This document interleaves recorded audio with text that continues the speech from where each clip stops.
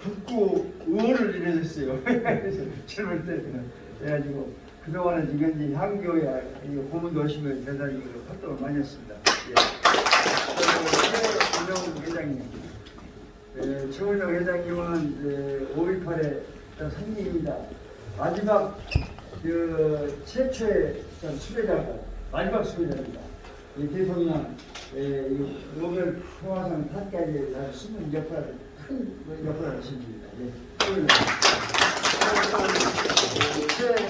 최형주 이정 전라도 5.18 대표입니다만은 우리 사회부의 목포 지역에도 전라도에서 대표십니다.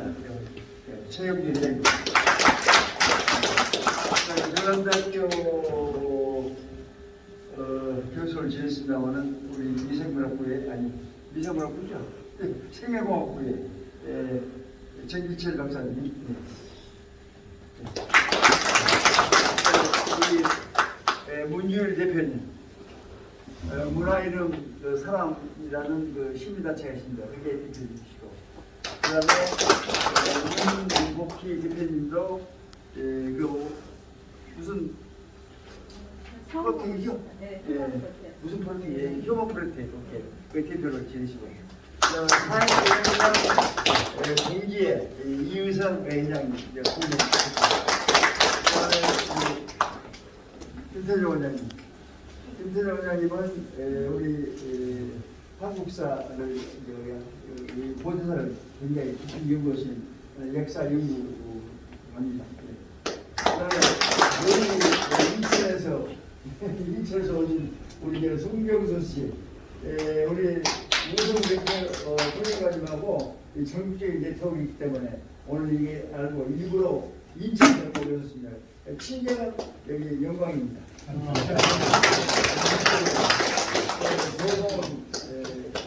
황기시 천대의원 이러시고 여기서 시민단체 열심히 조명합니다.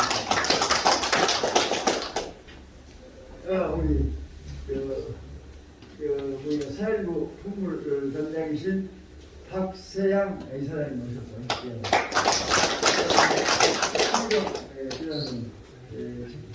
사일부 이사님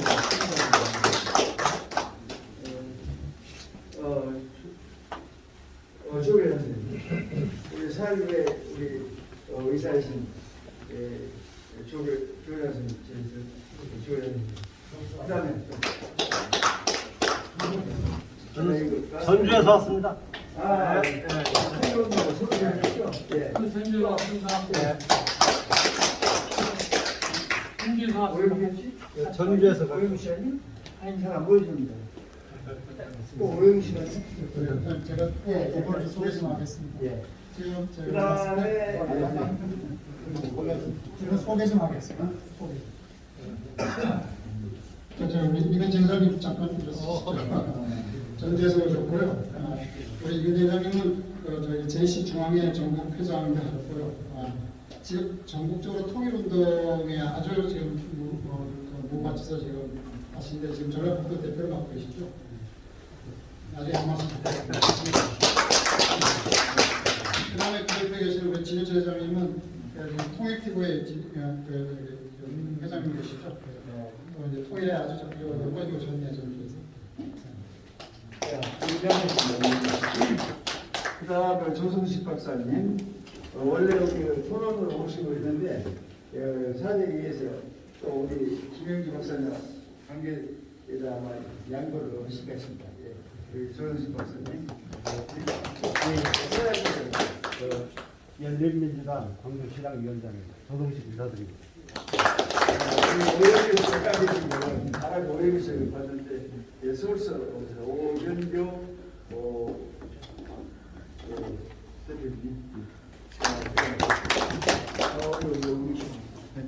우리 우리 서로만 원래 대화갑니다만은 사회부 부산의 대표로 부산 사회에 다니시면서 부산 사회부를 지도하십니다. 서로만 이정대 총장님, 지금 현재 경주 3.15 기념사태 회장을 지금 맡고 있습니다. 전주에서 전주에서 왔습니다. 전주에서. 전주에서 왔습니다. 전주. 예. 전주에서 오셨고요. 우리 김현상 선생님은 정렬 이미 정렬 기념사태 아니 지금 들어오면 안 돼요. 들어오면 안 돼요. 우리가 정렬은 다른 말 잘하시지 않습니까? 나갔어요. 그 옆에 낮춰졌네. 네.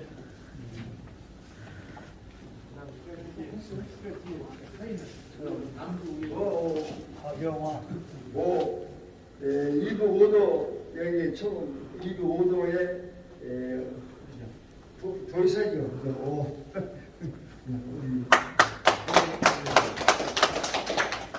저는 남구의 박영원입니다.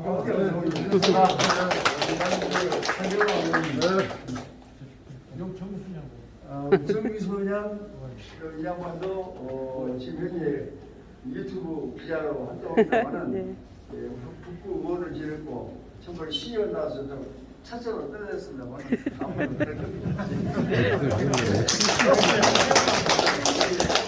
근데 우리 서럽사님 최영남 씨 우리 최영남 박사님 혹시 간단히 시간 있으면 한번 여기를 보여주면 되는데 이 4.19를 이게 여기로 많이 이렇게 홍보를 해주셨어요. 최영남 목사님 다시 한번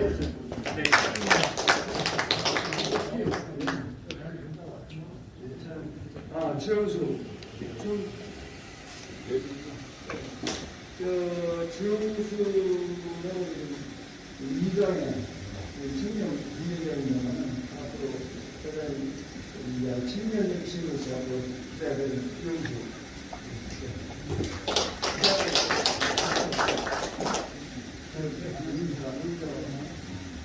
자, 시간이 많이 오고 있습니다.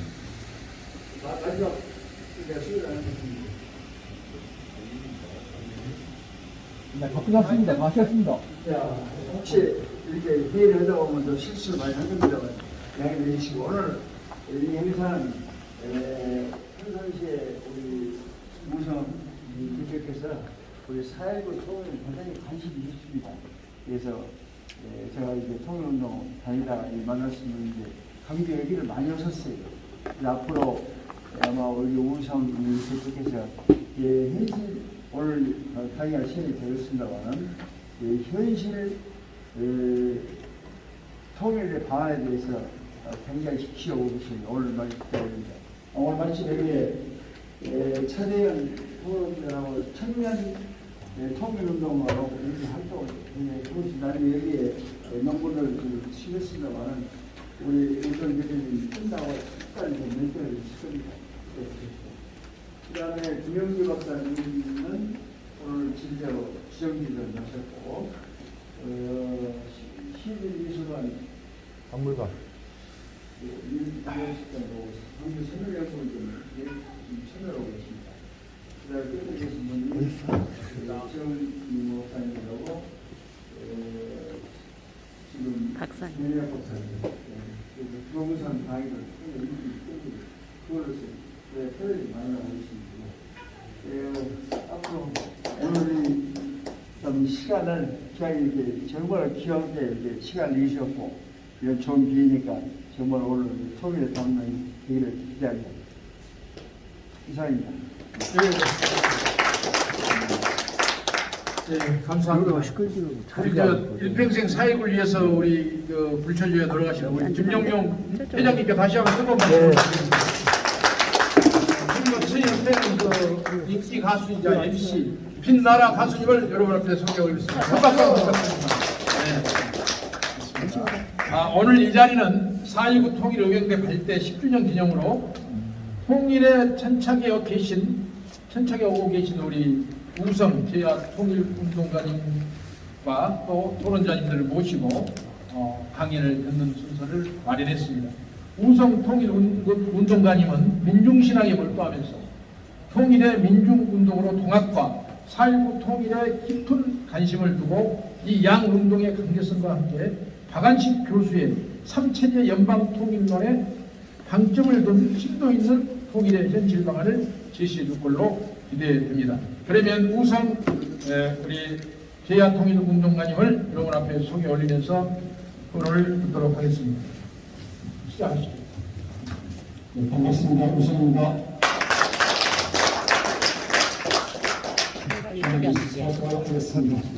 안전 키웠으면 키가 비슷하죠? 역시 우리 김영현 회장님이 소개하고 나니까 전체 공간이 가족 같은 분위기로 확 바뀌네요. 역시 기대에 있습니다. 여러분들 놀랍지 않습니까? 4.19 정신에 다 통일을 찾아내신 분이 계시죠. 우리 4.19 그러면 이승만 정권의 독재 정치, 반민주에 대한 항거, 그래서 정의가 중심이라고 생각해요. 저도 우리 김영현 회장님 만나기 전까지는 4.19를 그렇게 이해했어요. 근데 만나고 뵙고 새롭게 알게 된 것은 4.19의 중심에 통일이 있었다는 거죠. 아주 놀라운 발견이죠. 여러분들 독일이 통일이 됐는데 통일이 되는 데 있어서 기초를 닦았던 두 사람이 있습니다. 빌리 브란트 수장, 그 비서실장의 에곤 바인데요. 사실은 오늘 제가 이 강의를 3시간짜리로 준비했어요.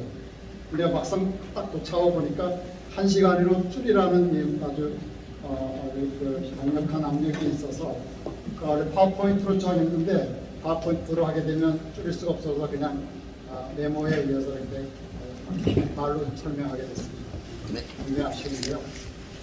자, 4.19가 그 정신에 통일이 있다는 말이 왜 중요하냐면 우리가 독일 통일을 한번 보면 금방 이해가 될 텐데요.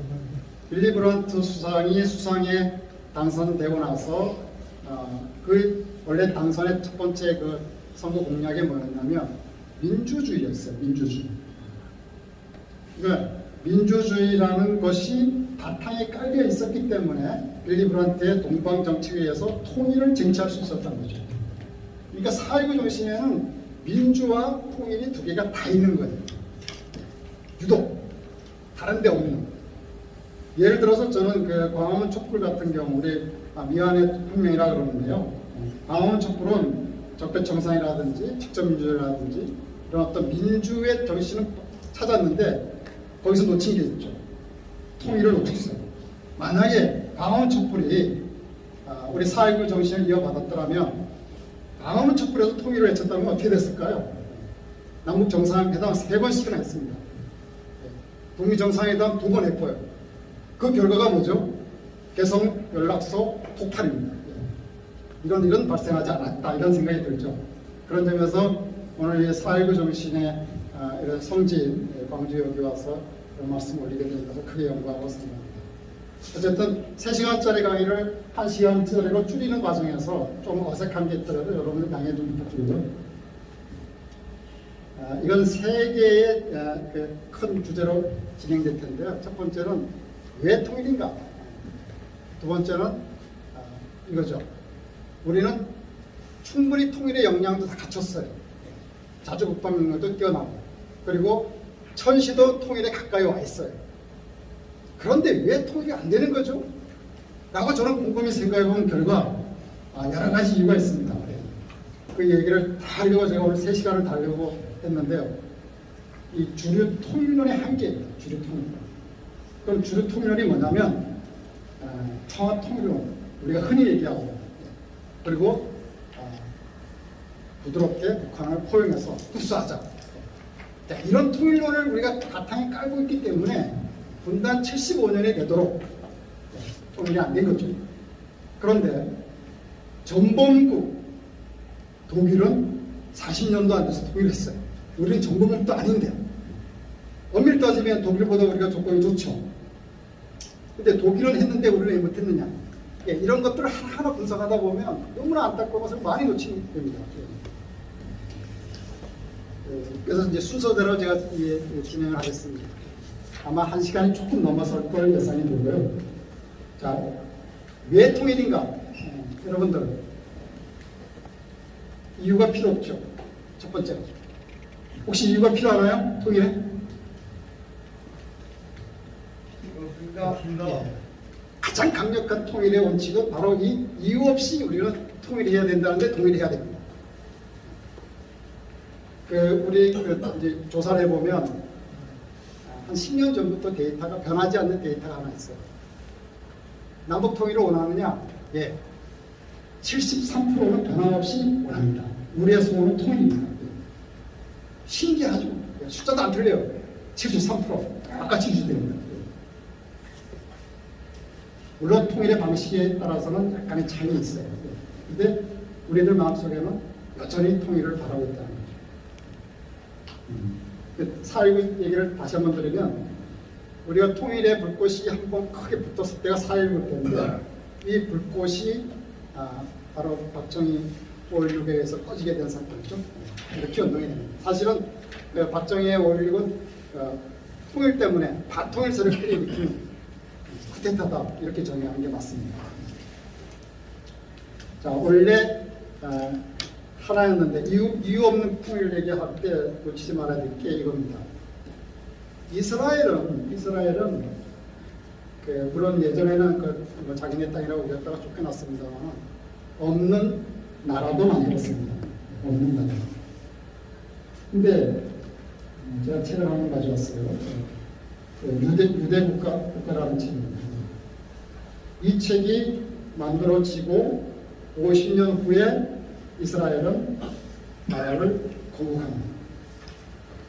이 책을 쓴 저자가 이 책을 쓰고 44년 죽었습니다. 죽고 나서 44년 만에 이스라엘은 나라가 만들어집니다. 이미 40-50년 전에 나라 건국에 대한 비전을 가지고 이런 책을 쓴 사람이 있어요. 우리도 통일에 대한 비전과 설계를 가지고 뭔가 만들어내야 됩니다. 먼저. 근데 우리는 그런 걸 안 합니다. 그걸 하자는 것이거든요. 그러니까 이스라엘은 없는 나라도 만드는데 우리는 있는 땅도 지금 우리 걸 못 찾고 있죠. 간도 같은 경우 대표적으로 우리 땅이거든요.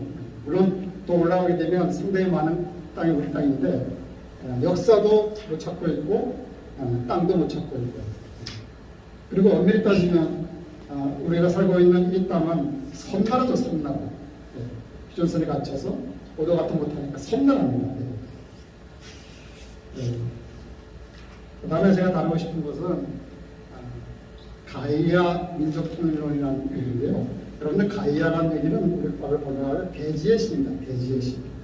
그러니까 이 대지, 다시 말하면 이 지구라고 하는 이 한 덩어리가 스스로 생각한다는 거예요. 인간처럼. 그러니까 환경이 파괴되고 그러니까 지구 스스로가 자기가 살아나려고 가져온 게 코로나다 이렇게 보는 거죠. 코로나를 통해서 인간들의 활동이 굉장히 자제되다 보니까 하늘이 맑아졌습니다. 굉장히 맑아졌습니다. 그러니까 지구 스스로가 자기를 살리기 위해서 스스로 의식적인 행위를 하는 것, 그 신을 이름하여 가이아 신이라고 합니다. 그런데 이 가이아 신을 조금 연장해 보면 우리 민족이 하나의 덩어리로서 하나의 생명체라는 거죠. 민족 스스로는 민족 스스로의 보존을 위해서 스스로 의식적으로 생각한다는 거예요. 독일 통일이 왜 됐냐면 독일 통일에 그 초안을 짠 에곤 바라는 사람이 이렇게 말합니다. 분단된 독일은 나라가 아니다. 여러분들 이런 얘기 들어보셨습니까? 분단된 나라는 독일이 아니래요. 자기들은 나라로 스스로 생각하지 않았습니다. 통일되기 전까지는 본인들 스스로가 나라를 받아들이지 않았어요. 그래서 그들은 자기들이 갖고 있는 법체계, 우리가 말하는 헌법인데 헌법이라고 부르지 않습니다. 나라가 아니기 때문에. 그래서 그들은 기본법이라고 부릅니다. 기본법. 그 정도로 독일은 한 민족으로서의 통일의 열망이 강했어요. 그런 이유 없는 통일, 그런 열망이 바탕에 깔렸기 때문에 지금의 독일이 통일이 된 것이거든요. 전범국인 입장에서 통일을 했어요. 우리는 전범국도 아니죠. 우리는 통일의 조건이 독일보다 훨씬 좋습니다. 그런 점에서 많이 아쉽고요. 그 다음에 지금 우리 민족주의와 제 제목은 민족주의를 회귀한 국제정치 얘기를 좀 하고 있었는데요. 민족주의 하나 얘기하면 일본 일본이 지금 국수주의로 돌아가고 있죠. 그러니까 일본이 우리와의 관계에서 놓치지 말아야 될 거 한 가지. 요시다 소인의 정한론 혹시 들어보셨습니까? 혹시 요시다 소인의 정한론. 그러니까 지금 우리나라를 침범한 수많은 일본 우리 기억하는 많은 사람들이 다 요시다 소인의 제자들입니다. 근데 요시다 소인은 정한론을 쓰면서 거기에 핵심 주제가 뭐냐면 자기들은 열강에게 힘이 약해서 한 일꾼을 빼앗겼는데 자기들이 빼앗긴 그 이익을 우리 한반도를 침략해서 챙겨야 되겠다. 이게 기본적인 요시다 쇼인의 정한론의 입장입니다. 그리고 두 번째는 일본이 유비에 처할 때마다 한반도를 침략해서 그 유비를 극복하자는 것이 두 번째 원칙이에요. 그런데 지금 일본이 굉장히 유비에 처하고 있습니다. 그래서 그들은 험한 놈 이러면서 이제 부호주의자들이 지금 나타나고 있죠. 그들이 정벌을 얘기합니다. 정벌. 이게 정벌이라는 게 나쁜 놈들을 이제 때려잡는다 이런 뜻이거든요. 일본이 우리를 바라보는 시각이에요. 바로 옆에 우리 그런 나라를 옆에 두고 있어요. 지금. 그런 점에서 우리는 정말 이유 없이 통일을 빨리 해야 됩니다. 우리의 민족의 보존을 위해서. 그 다음에 민족주의를 얘기할 때 하나 또 놓치지 말아야 될 게 여러분들 최근에 오코스 동맹이라고 들어보셨습니까? 오코스 동맹. 그러니까 호주, 영국, 미국 세 나라가 동맹을 맺었습니다.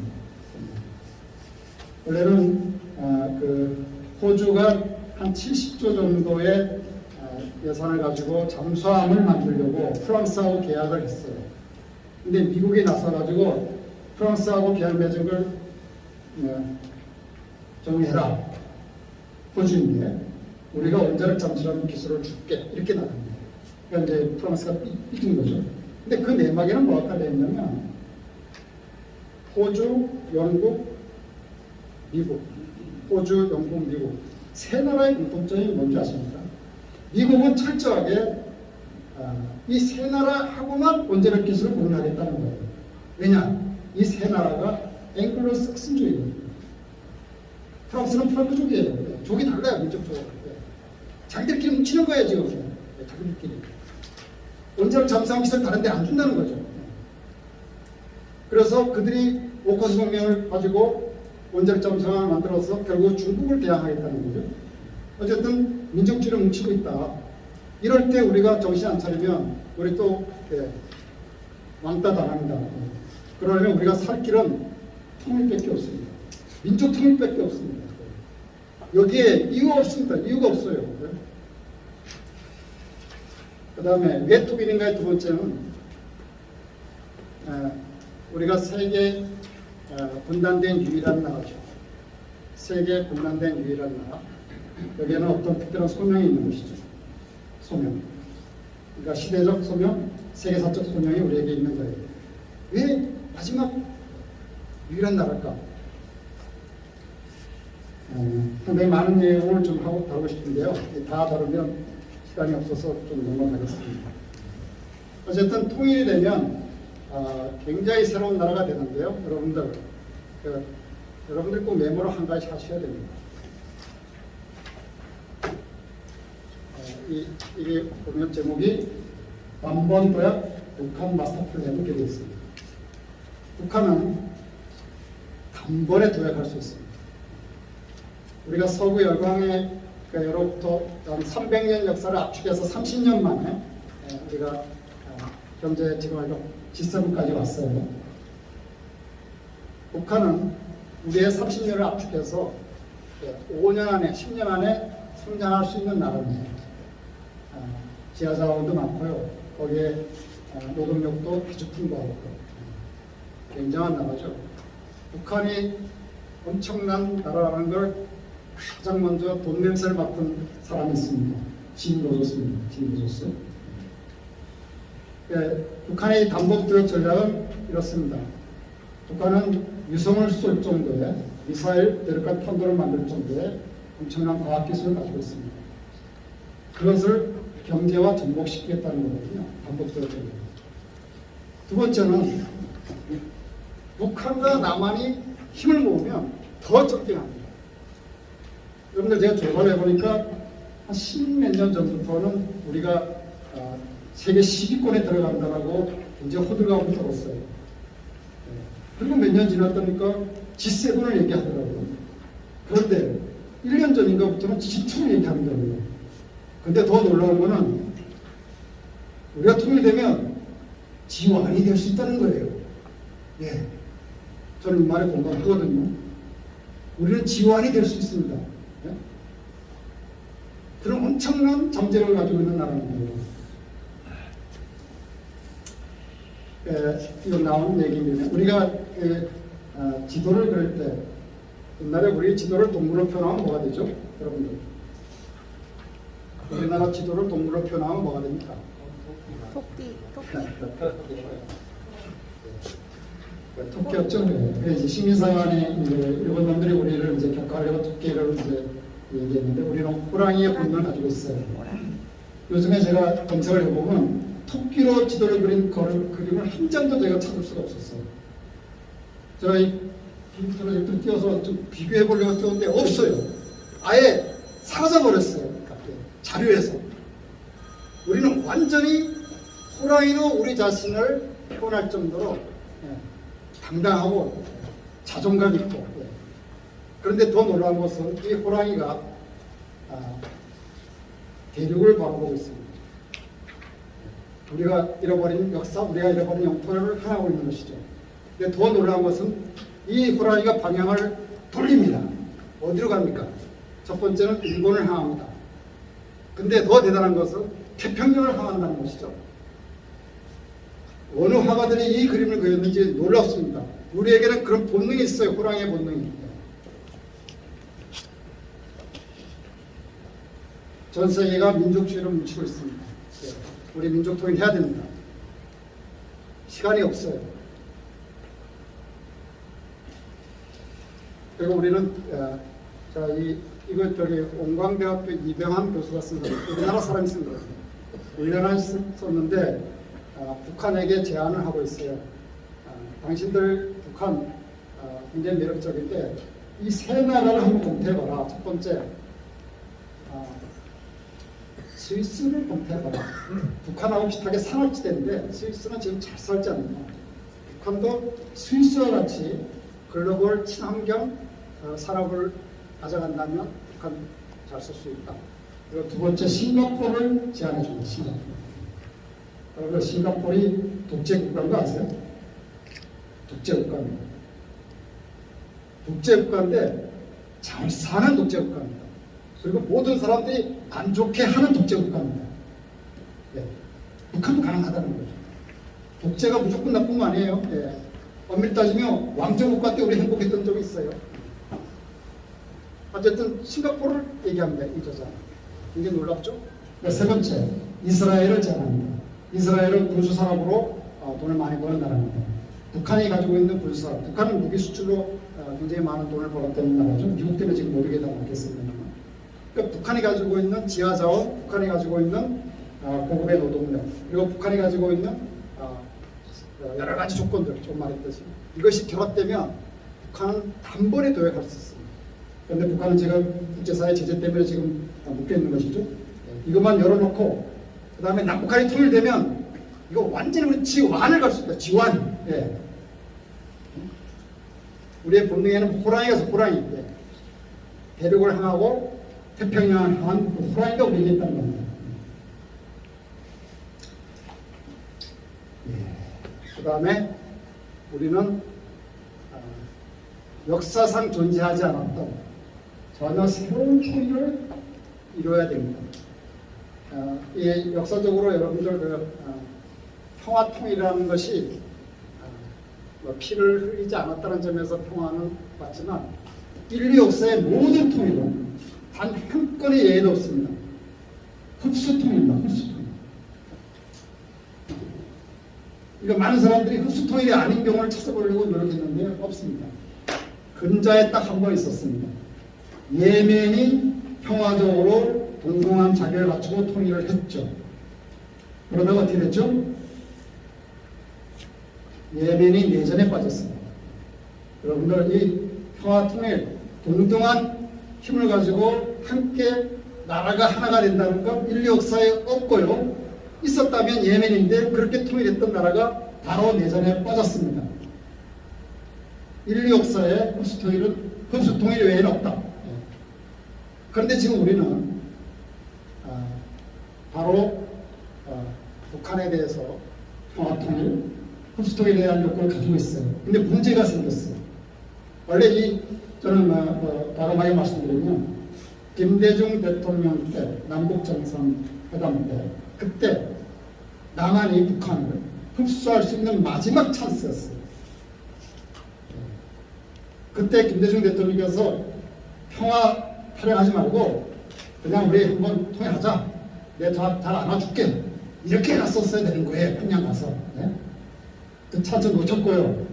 그렇다면 인류 역사에 존재하지 않는 새로운 통일을 우리는 고민할 수밖에 없습니다. 왜냐하면 북한이 가지고 있는 잠재력과 북한은 이미 핵무력을 완성했어요. 핵을 가지고 있다고 하는 건 이거 더 이상 게임을 진전시킬 수 없다는 걸 의미합니다. 북한이 핵을 가지고 있고요. 북한이 가지고 있는 여러 가지 지정학적 조건이 북한을 평화적으로 또는 흡수해서 통일할 수 있는 조건은 이미 없습니다. 그렇다면 우리는 인류 역사상 존재하지 않는 창조적으로 새로운 방법을 찾아야 됩니다. 그 방법을 고민하다가 제가 찾은 게 우리가 박하식 교수님의 3체제 통일 방안입니다. 또 제가 뒤에 다시 좀 자세하게 설명을 다시 드리겠습니다. 자, 세계 유일의 우리 분당국에게는 어떤 시대사적 소명이 있다. 이 말씀을 드렸고요. 그 다음에 이제 하나 더 드리려면 반도가 가지고 있는 양면성입니다. 이 반도가 가지고 있는 양면성은 김구 선생님 말씀으로 제가 정리해서 넘어가겠습니다. 김구 선생님이 이렇게 말씀하셨죠. 미국 믿지 마라. 소련 쫓지 마라. 일본 다시 일어나니까 조선아 조심해라. 이런 말씀하십니다. 이게 이제 반도국가 가지고 있는 시장학적 그런 단점이죠. 그런데 이 김구 선생님께서는 상황의 다른 자리에서 또 이렇게 말씀하십니다. 우리 반도라고 하는 특성은 숨바꼭질을 말하면 숨으려고 하면 숨을 자리가 없다. 근데 역으로 펼치려고 하면 가장 좋은 땅이다. 그저 그만이다. 이렇게 말씀하십니다. 우리가 펼치려고만 한다면 우리는 통일도 이루어낼 수 있고요. 통일을 통해서 지원을 갈 수 있습니다. 그 다음에 우리가 이제 분단된 나라를 얘기할 때 유일한 분단국이라는 말씀을 드렸고요. 또 하나는 마지막 분단국이라는 말씀을 드리고 싶습니다. 여러분 유일한 분단국과 마지막 분단국은 뉘앙스 차이가 다릅니다. 유일한 분단국에는 시대사적 우리에게 소명이 주어졌다는 것이고 마지막 분단국이라는 뜻은 무슨 뜻이냐면 여러분들 마지막이라는 것은 순서를 의미합니다. 순서상 마지막입니다. 그건 뭡니까? 바로 통일이라는 거죠. 통일의 때가 왔다는 걸 의미합니다. 마지막 분단국 이제 통일의 때가 왔습니다. 제가 몇 가지를 좀 증명해 볼까 하는데요. 여러분들 그 시간을 나타내는 개념에는 두 가지 개념이 있습니다. 그러니까 카이로스라는 개념이 있고요, 크로노스라는 개념이 있는데 이 파워포인트로 띄워야지 이게 그림으로 쫙 이해가 되는데 카이로스는 기회의 시입니다. 기회, 때, 지금 이건 결단을 통해서 잡을 수가 있는 겁니다. 이걸 카이로스 시간 개념이라고 합니다. 그 다음에 크로노스는 번역하면 세월이 되는데요. 흘러가는 시간입니다. 봄, 여름, 가을, 겨울 이렇게 쭉 이어지는 시간입니다. 그런데 이 크로노스는 세월로 번역되는 크로노스는 어떤 특징이 있냐면 자기 자식을 잡아먹는 그리스 로마의 신화에 나오는 신입니다. 자기 자식을 잡아먹습니다. 아니, 저 아버지가 자기 자식을 잡아먹는다니.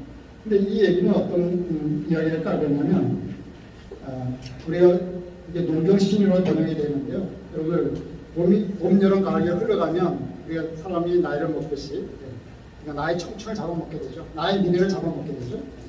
그러니까 크로노스적 시간관념에 의하면 미래와 희망을 잡아먹게 됩니다. 이 두 가지 시간 개념이 있습니다. 카이로스와 크로노스. 그런데 여러분들 자식을 잡아먹었던 우리 사건이 있죠. 기억하십니까? 세월이라는 이름으로 자식을 잡아먹은 사건 기억 안 나십니까? 말씀해 주셔야죠. 답이 나올 때까지 진행 안 하겠습니다. 세월이라는 이름으로, 예? 세월이라는 이름으로 자식을 잡아먹은 사건. 세월호? 맞습니다. 세월호 사건입니다. 전 그 보면서 아주 섬찟했어요. 어떻게 이름도 똑같아요. 그 번역하면 크로노스거든요. 세월호, 자식을 잡아먹다. 304명의 아이들을 잡아먹은 사건. 크로노스 폴입니다. 번역은 세월호. 거기에선 가만히 있으라고 했고요. 잘 보십시오. 저는 지금 우리 남한 사회에 주류 통일론이 갖고 있는 함정이 여기에 있습니다. 가만히 있어라. 통일 얘기하지 마. 지금 평화만 얘기하면 돼. 그러다가 우리의 미래, 우리의 희망, 민족 통일의 기회를 놓치게 됩니다. 그러니까 우리의 시간관념은 그러니까 일반적으로 우리가 크로노스 시간에 살지만 역사는 카이로스의 연속입니다. 카이로스의 연속.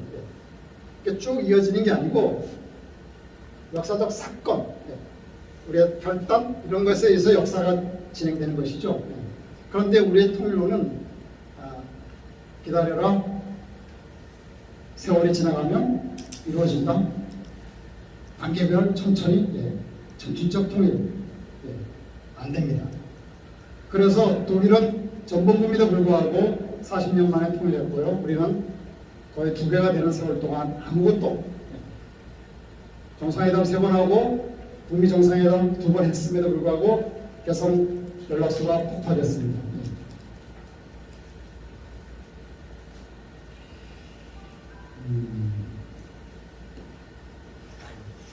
그 다음에 이제 천시 얘기도 좀 하고 싶었고 넘어가겠습니다. 아까 제가 이제 우리가 자주 통일의 역량이 충분하다고 말씀드렸는데요. 여러분들 우리나라의 국방력이 세계 6위입니다. 그러면 북한의 국방력은 몇 위쯤 될까요? 핵무기를 빼고 보게 되면 한 28위 정도 나오고요. 거기다 핵무기를 넣게 되면 4위입니다. 4위. 이거는 미국에서 판단한 근거자료입니다. 그러니까 미국에서 북한을 핵무기 포함하며 군사력 4위로 봅니다. 군사력 4위의 나라를 우리가 흡수 통일할 수 있다고 보십니까? 저는 우리가 북한을 흡수 통일할 정도로 약한 나라로 보지 않을 뿐만 아니라 두 번째, 북한을 흡수 통일할 만큼 우리는 건강한가? 이 사회는 정말 괜찮은 사회인가? 그것도 아니라는 거죠. 그것도 아니라는 거죠. 그러니까 몇 가지를 우리가 좀 정리하고 가야 됩니다. 진정으로 통일을 하려면 솔직히 자기 고백도 해야 됩니다. 우리 그런 점에서 조금 더 솔직해질 필요가 있다. 우리나라 지금 불평등 지수를 말씀드릴게요. 우리나라 불평등 지수는 8.5입니다. 8.5. 그 8.5가 도대체 무슨 뜻이야? 여러분들 불평등 지수 7.4에서 프랑스 혁명이 일어났습니다. 그러니까 불평등한 구조로 보게 되면 우리는 프랑스 혁명이 일어난 것보다 더 심한 불평등 구조에 살고 있습니다. 그런데 왜 혁명은 일어나지 않는 걸까요? 두 가지 이유 때문입니다. 첫 번째가 남북 분단 체제이기 때문에, 또 하나가 이 사회가 우리에게 세뇌시킨 게 하나 있습니다. 다 네 탓이야, 다 내 탓이야, 다 내 탓이야 하면서 사실은 사회 구조적 문제가 있거든요. 구조를 보지 않게 만드는 그런 이데올로기가 우리가 있는 겁니다. 이걸 우리가 속으면 안 됩니다. 어쨌든 우리의 그 불평등 구조는 지금 북한을 흡수 통일할 정도로 우리가 그런 극복이 안 된 상태입니다. 그리고 또 하나, 이 불평등 구조가 왜 빨리 개혁이 돼야 되냐면, 여러분들 독일이 통일되는 데 있어서 굉장히 중요한 여러 가지가 있었는데 그 중에 한 가지가 독일은 사회 민주주의라는 정치 체제를 가지고 복지가 잘 돼 있었어요. 그럼 동독의 입장에서 봤을 때, 야, 통일되면 저 정도 나라하고 같이 사는 것도 괜찮겠네 라는 마음을 갖게 만듭니다. 근데 남한 사회를 보게 되면 북한이, 야, 이건 좀 잘 사는 것 같아, 뭐 배고픈 건 없는 것 같은데, 야, 같이 살기 좀 불편해. 우리가 만약에 우리의 정치 구조가 사회 민주주의 정도만 됐었더라면, 저는 그래서 이 박하진 교수님의 이제 3체제 통일론에다가 우리 체제 논쟁을 하자는 거거든요. 체제 논쟁을 할 때 지향점을 사회민주주의에 둡니다. 지금까지 우리나라의 그 주류 통일론의 문제 중에 하나가 체제 논쟁을 일부러 하지 말자는 거였어요. 체제 논쟁하게 되면 불편하기 때문에. 체제 논쟁이 불편하대요. 그럼 누가 불편하냐 했더니 북한이 불편해한대요. 내가 볼 때는 북한도 불편하지만 남한의 주류도 불편해합니다. 근데 이거 안 하면 안 되거든요.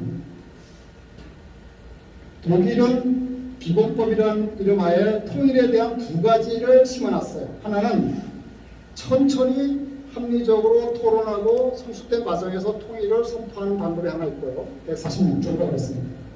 또 하나는 동서독일 결정하면 바로 통일이 되는 법을 두 개를 다 갖고 있었어요. 그 중에 기본법 23조를 택해서 바로 통일로 끝장을 내버린 거예요. 독일은 두 개의 칼 다 가지고 있었어요. 우리도 그런 점에서 뭐 헌법 개정도 해야 되고요, 통일헌법도 만들어야 되고요. 그러니까 어떤 상황에 닥치더라도 우리가 통일을 쟁취할 수 있는 헌법이든 정치 체제든 이런 걸 만들 필요가 있다. 그런 점에서 복지가 더 강화된 나라가 우리가 필요하다. 그런 얘기를 통일의 어떤 전략적으로 꼭 제안하고 싶습니다.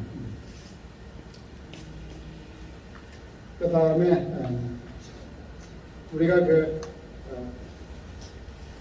통일의 이야기를 할 때 또 하나 재밌는 기회인데요. 지금 현재 김정은 국방위원장이 스위스에서 공부했다는 겁니다. 스위스에서.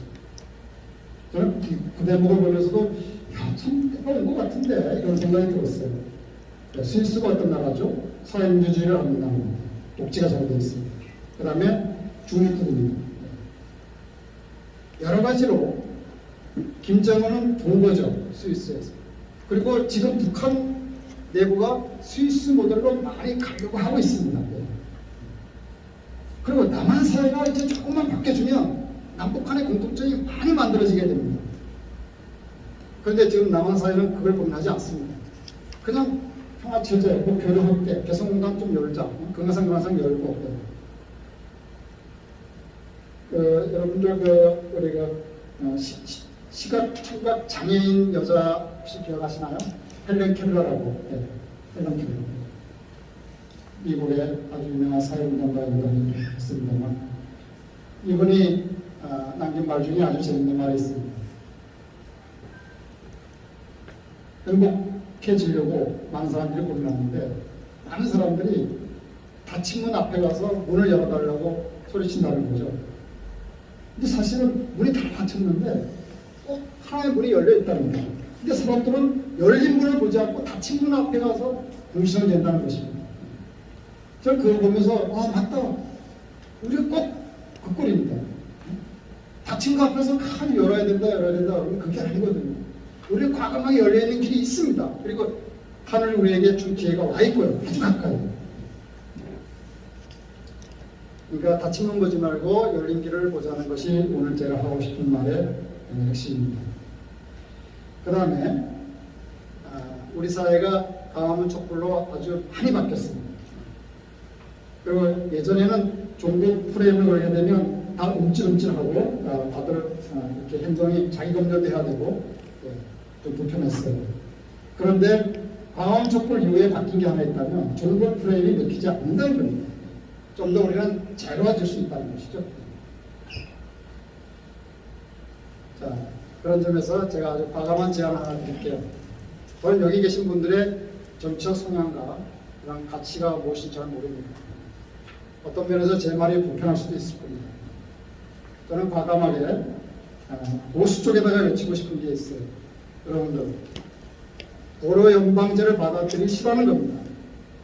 고려 연방제를 받아들이시라고. 왜냐하면 고려 연방제는 김일성이 살아있을 때 자기네가 남쪽보다 잘 살기 때문에 제안한 거예요. 지금 남한이 북한보다 몇십 배 잘 산다고 자랑하시는 분도 아닙니까? 예? 잘 사는 쪽이 진짜 유리한 거거든요. 고려 연방제는. 예? 많이 만나고 같이 부딪히면 잘 사는 쪽에 따라올 수밖에 없어요. 왜 보수 쪽에서 고려 연방제를 반대하는지 저는 이해할 수가 없어요. 네?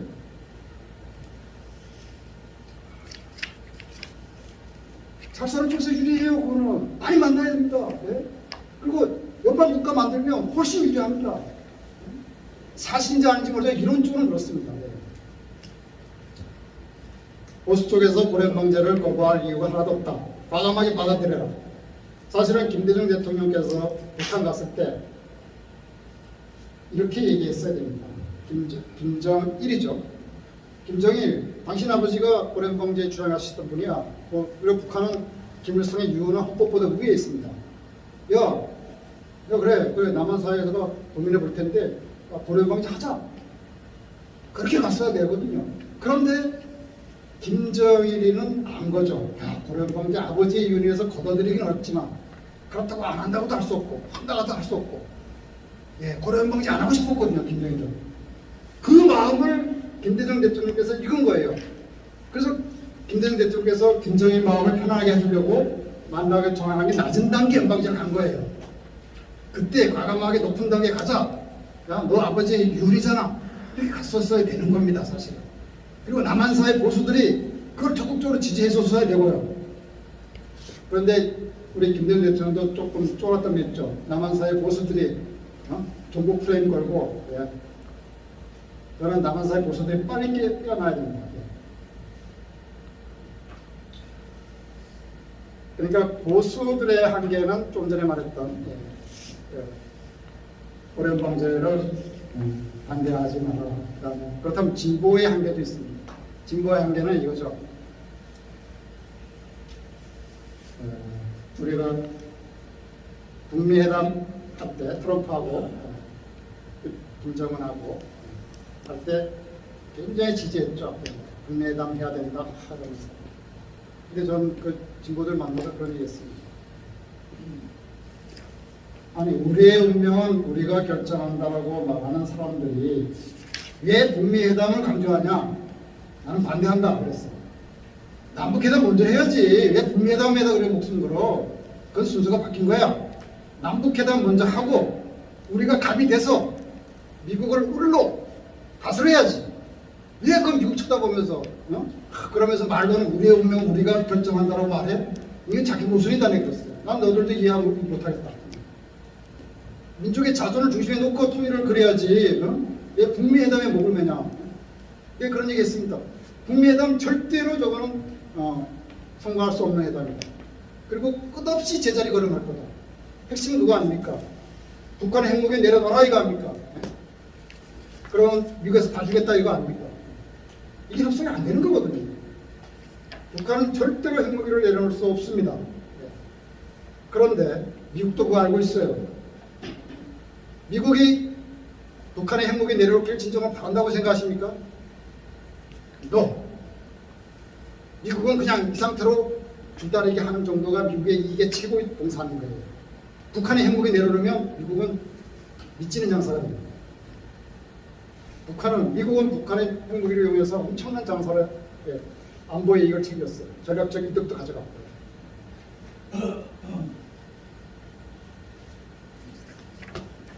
자, 책 한 권을 소개할게요. 이거 투코리아입니다. 이건 미국의 기자가 쓴 책이에요.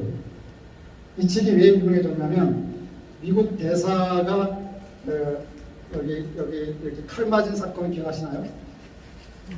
박근혜 대통령 때. 네. 그 셀러스 어디 병원에 입원했나요?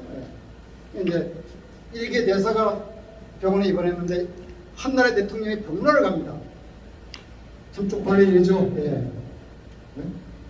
그건 아니죠. 국격이 안 맞는 거죠. 근데 어쨌든 갔어요. 갔을 때 그 대사가 보고 있던 책이 책.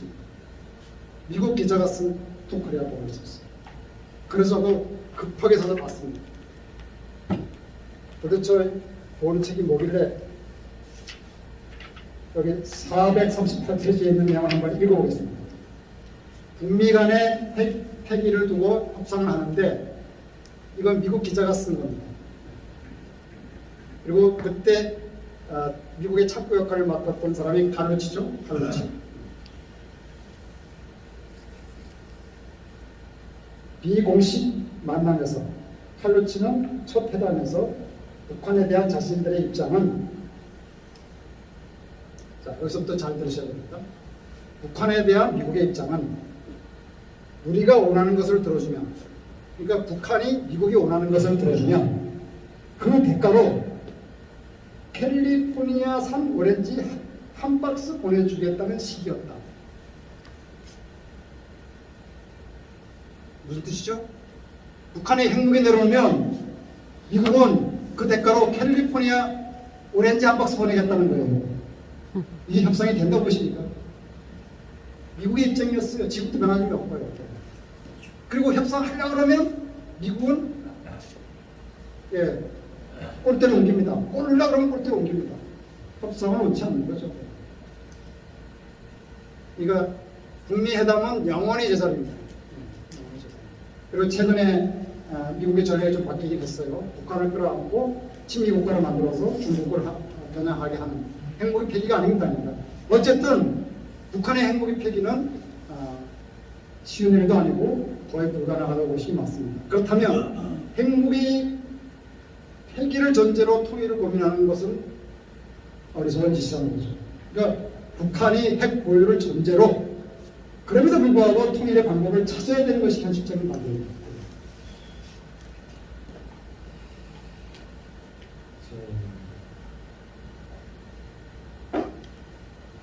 그 다음에 그럼에도 불구하고 우리가 이 통일이 안 되는 이유를 여러 가지 이제 보수 진보의 한계도 얘기했고, 또 하나 우리 시민사회가 존재하지 않습니다. 원래 이 시민사회가 건강하게 있어야 되거든요. 그러니까 진영 논리에 빠지지 않고 옳은 소리 할 수 있고. 그런데 우리 남한의 진보 사회는 김대중, 노무현, 문재인 정권을 거치면서 민주당 정권에 다 포획이 되어버렸어요. 다 들어가 버렸어요. 남아있는 세력들도 민주당 눈치 보느라고 제대로 시민사회 역할을 못합니다.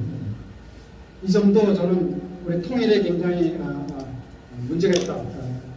그러니까 시민사회가 좀 강력하게 통일을 얘기해 줘야 되는데 민주당 정부의 통일론을 넘어서지 않죠. 사실은 이건 굉장히 전략적으로도 우리가 엄청난 마이너스입니다. 사실은 민주당 여당과 청와대는 미국의 눈치를 보려고 적극적인 통일을 주장할 수가 없을 수 있어요. 그런데 시민사회만큼은 민주당과 청와대보다 높은 단계의 통일을 주장해야 되거든요. 그러면 청와대나 민주당이 미국과 협상해서 카드가 높아집니다. 이거 원래 일부러 관제 대문도 일으키는데 시민사회 스스로가 민주당과 청와대보다 논조가 높지 않습니다. 우리 교류하자. 자주 만나자. 이산가족 만나자. 시민사회가 고작한다는 게 그거예요. 시민사회가 없어졌습니다. 통일을 얘기하는 시민사회가 아주 피해졌습니다. 그러던 차에 제가 우리 김용현 회장을 만나서 4.19 안에 통일이 있다는 얘기를 듣고 대단한 발견이고 저는 엄청난 동지감을 느끼고 자주 왔습니다. 자, 그 다음에 민주당의 한계 한 말씀 더 드릴게요. 민주당의 한계. 민주당의 통일 관련 남북관계 점강 정책을 보게 되면 이렇게 되어 있습니다. 동맹을 강화하면서 주변국을 설득하겠다. 여러분, 동맹을 강화한다. 이거는 한미일 동맹을 강화한다는 뜻입니다. 그리고 주변국은 어디입니까? 중국하고 러시아입니다. 자, 여러분들, 한미 동맹이 강화될수록 주변국에 대한 설득은 떨어지게 되어 있습니다. 이 자기 모순적인 정강체를 가지고 있는 민주당 가지고는 통일을 할 수가 없습니다. 저는 얼마 전까지 민주당의 권리당원이었고요. 민주당 이름으로 출마도 했었던 사람입니다. 근데 통일에 관해서는 야, 민주당 이거 정말 안 되겠구나. 자, 민주당은 비통일론자들입니다. 국힘당은 반통일론자들이고, 그러면 정의당은 무슨 논일까요? 여러분, 반통일론, 비통일론. 그럼 정의당은? 그나마 우리가 3당이라고 얘기하는 정의당은? 정의당은 무통일론입니다. 자, 반통일, 비통일, 무통일. 정의당의 정강정책을 찾았는데요. 온통 평화. 통일에 통짜 한자가 안 나옵니다. 네. 세상에 이럴 수 있습니까? 정의당의 무통일, 민주당의 비통일, 국힘당의 반통일. 우리나라의 주류 정치 세력이 갖고 있는 모습이죠. 거기다가 시민사회조차도 통일이 없습니다.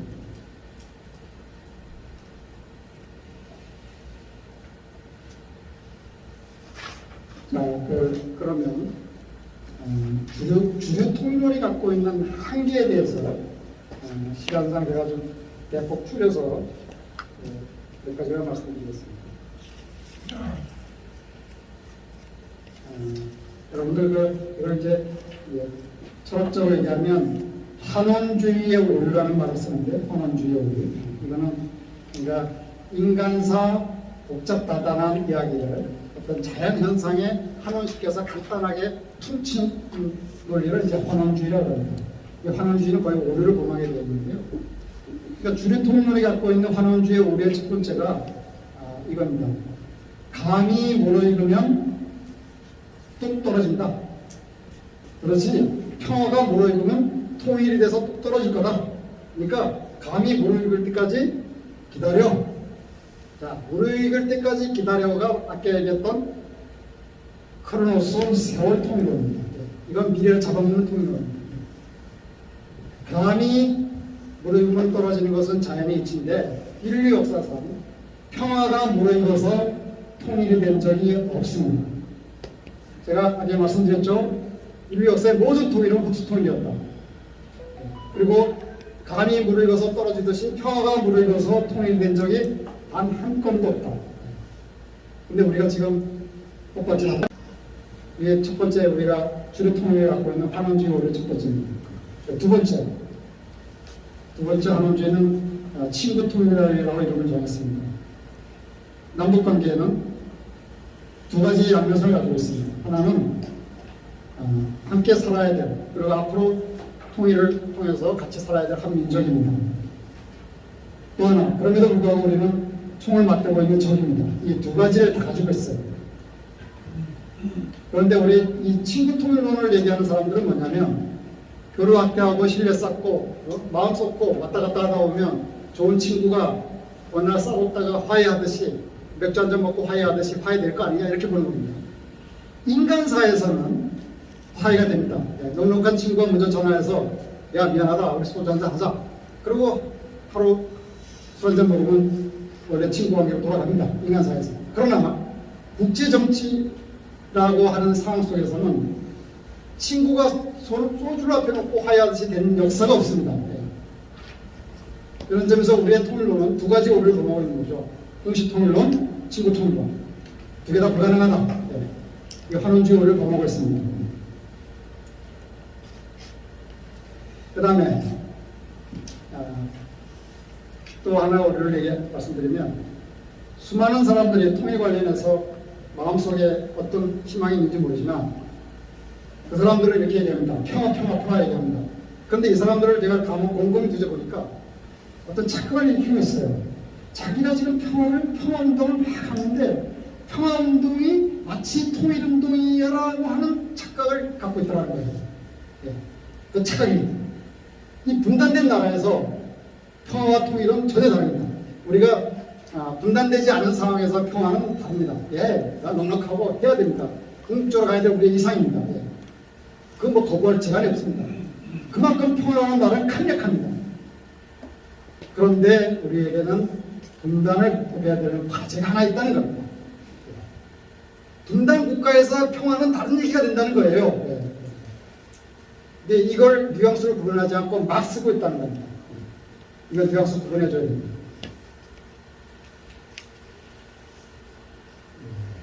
그 다음에 이제 법륜 스님이라든지 제가 존경하는 법륜 스님.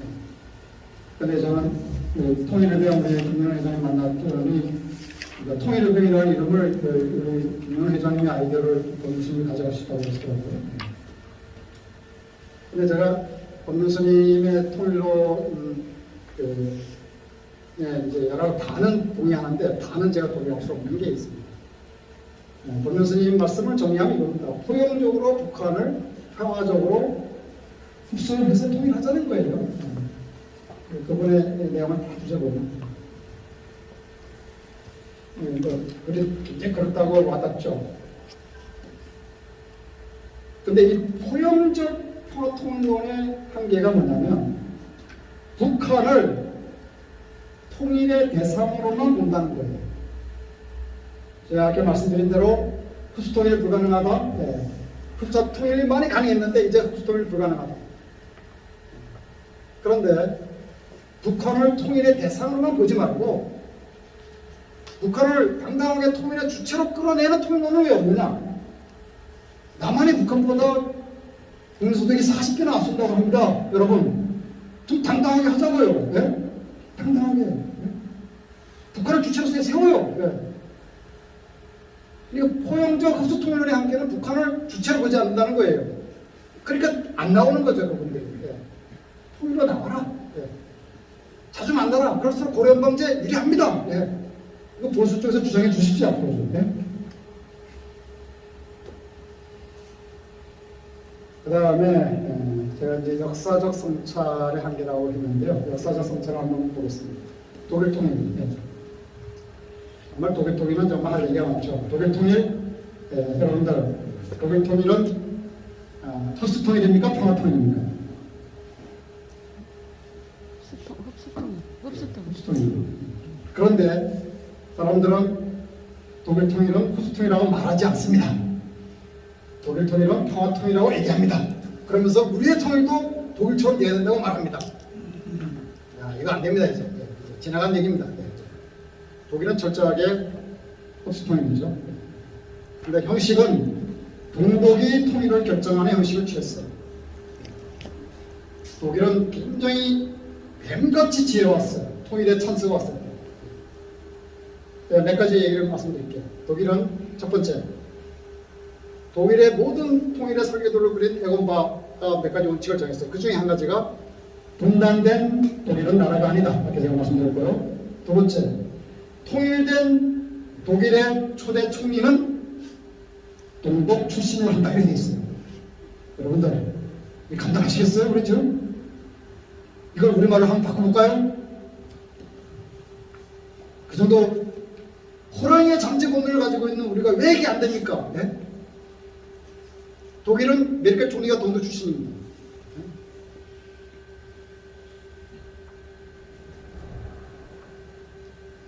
독일 통일에서 우리가 굉장히 많은 걸 배워야 되는데 엉뚱한 걸 지금 배우고 있는 거죠. 그리고 독일 통일은 재밌는 얘기가 여기 많은데요. 그 빌리 브란트 수장이 김대중 대통령과의 만남이 서울에서 있었어요. 그때 우리나라 기자들도 그랬지만 김대중 대통령도 굉장히 관심사가 니네나 우리나 분단된 나라인데 야 니네 언제쯤 통일될 것 같아? 이렇게 물었어요. 빌리 브란트에게. 그러니까 빌리 브란트가 이렇게 얘기합니다. 야 우리 통일 준비 엄청나게 했어. 이제 금방 할 거야. 그럼 이제 20년을 잡습니다. 20년. 빌리 브란트. 근데 놀라운 거는 그 얘기 꺼내고 나서 보름 만에 베를린 장벽이 무너졌습니다. 통일은 이렇게 오릅니다. 단계별 전진적 무엇?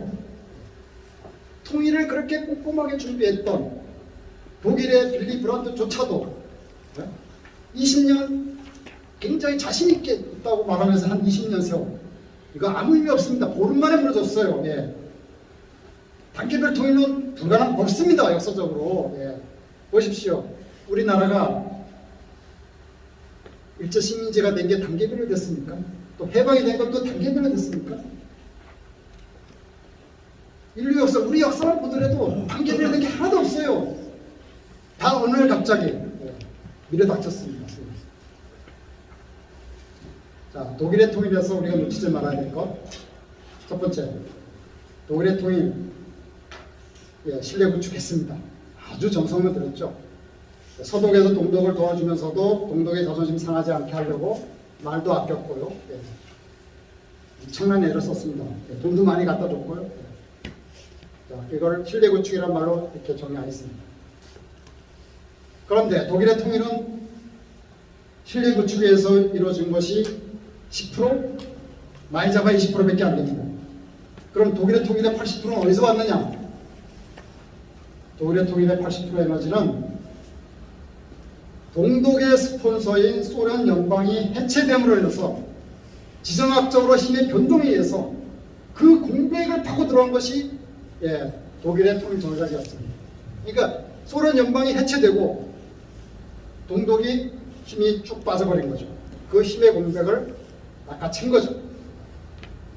그러니까 지정학적 힘의 변동, 패권의 변화, 이런 것을 읽어야 통일의 길이 보이는 거지. 신뢰 쌓고 개성문화에 이건 수학적 표현을 한다면 충분 조건이 있고 필요 조건인데요. 신뢰 쌓기 해야 됩니다. 이거 필요 조건입니다. 필요하죠. 그러나 충분 조건은 아닙니다. 충분 조건은 지정학적 힘의 변화에서 옵니다. 패권의 과정에서 뭔가 요동을 칠 때 통일은 그렇게 옵니다. 근데 우리는 그 얘기를 안 하고 있는 겁니다. 그냥 남북교류 하다 보면 된다. 이것만 지금 하고 있는 거예요. 주구장창.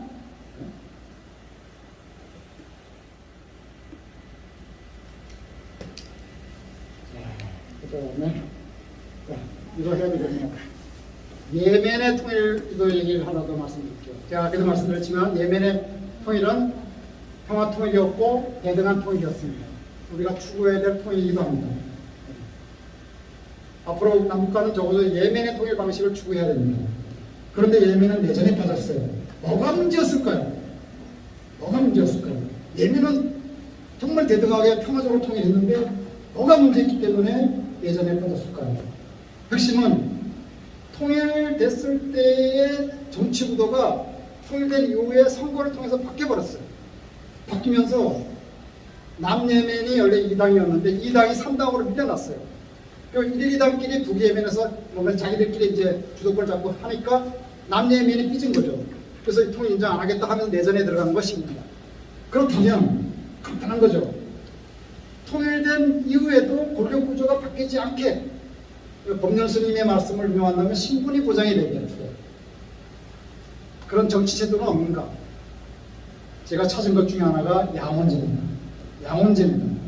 다시 말해서 예멘이 양원제를 예멘은 통일된 이후에 한참 지나서 내전에 들어간 상황에서 양원제를 고민합니다. 그거를 통일의 기본값으로 넣었다고 하면 예를 들어서 상원을 두고 남북 예멘이 상원의 숫자는 동일하게 둔다. 여기서 정치 의제를 다룬다. 하원은 인구별로 가자. 저는 남북 통일에서도 이 카드를 써있는 걸 보는 거예요. 남북 간의 동수로 상원의 의석을 동일하게 둔다. 하원은 인구별로 간다. 결국 경제 규모가 큰 남한이 주도할 수밖에 없지 않을까 싶어요. 결국은. 그러나 예멘도 상원제를 두어서 권력 분점을 선거를 통해서 바뀌지 않는 제도를 하나 가지고 있었더라면 정말로 인류 역사상에 평화 통일을 한번 하는 나라가 됐었을 거예요. 예멘은 독일보다 4년인가 먼저 통일됐었던 나라입니다. 굉장히 아쉬운 카드죠. 우리가 예멘 통일과 분단과 과정을 통해서 공부해야 될 내용은 바로 이 점입니다. 베트남을 통해서 우리가 독일, 베트남, 예멘 세 개의 예를 들죠. 근자에 있었던 통일된 나라에 대해 베트남은 간단합니다. 호치민이라고 하는 걸출한 지도자가 있었던 거죠. 그런데 여기서 포인트. 호시민은 일곱 개의 외국어를 할 수 있고 국제 정치에 아주 밝았던 사람입니다. 그래서 거기에 통일 전략이 있었던 거예요. 그래서 미국과 싸워서 이길 수 있었던 거죠. 우리나라 해방 정국에 있어서 두 지도자 김구와 이승만이 있었습니다. 저는 그걸 볼 때마다 호치민을 볼 때 이걸 느끼게 되는데요. 야, 우리나라의 김구가 호치민 정부의 국제 정치에 정세에 밝았더라면, 야, 우리가 분단도 없었을 것이고 전쟁도 없었을 것이고 이런 생각을 해보게 됩니다. 근데 김구 선생께서는 민족적 애정과 사랑과 이건 넘쳤지만 국제 정치에 무지했어요. 그러니까 통일의 길을 할 때 남북 간의 신뢰 구축이라고 하는 것은 20%입니다. 필요 조건이고요. 국제 정치의 힘의 변동 이게 80%입니다. 이걸 우리가 놓치면 안 됩니다. 그런데 지금 미중 간의 패권을 통해서 경쟁을 통해서 지정학적 힘의 변동이 생기려고 하고 있어요. 이럴 때 우리가 통일을 낚아챌 준비를 해야 된다는 겁니다.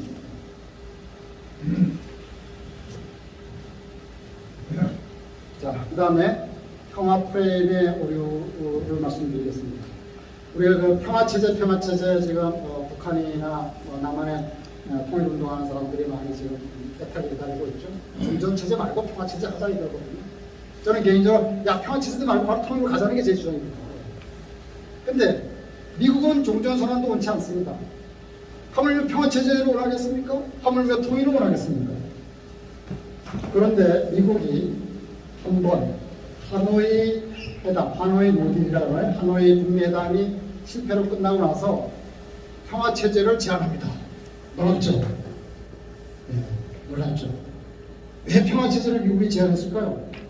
간단합니다. 야, 아무래도 우리 이 남북한 보니까 뭔가 좀 분위기가 통일로 갈 수밖에 없는 구조인 것 같은데 이것을 발목을 잡긴 잡아야 되는데 뭐로 잡지? 간단합니다. 분단을 전제한 평화체제를 묶어놓으면 영구 분단을 빠지거든요. 분단을 전제한 평화체제. 미국은 그걸 본 거예요. 그래서 평화체제를 끄집어냈던 적이 한 번 있습니다. 지금 평화체제 쑥 들어갔습니다. 그러니까 특히 이 통일을 고민하는 사람의 입장에서 보게 되면 국제정치 특히 패권국에 대한 입장을 잘 읽어야 됩니다. 우리가 패권국 미국 뭐 이렇게 마음에 들지 않지만 그래도 패권국의 정책 유상을 무시하면 이거 역사적으로 우리가 또 당하게 되거든요. 그러니까 저는 민족적 이익의 관점에서 이 사태를 해석하고 싶고요. 뭐 반미다 친이다 이건 좀 관심 없어요.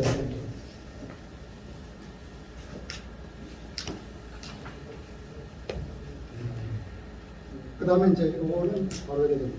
우리가 그 평화 얘기할 때 평화는 두 가지가 있습니다. 하나는 전쟁이나 폭력이 없는 소극적인 평화가 하나 있고요.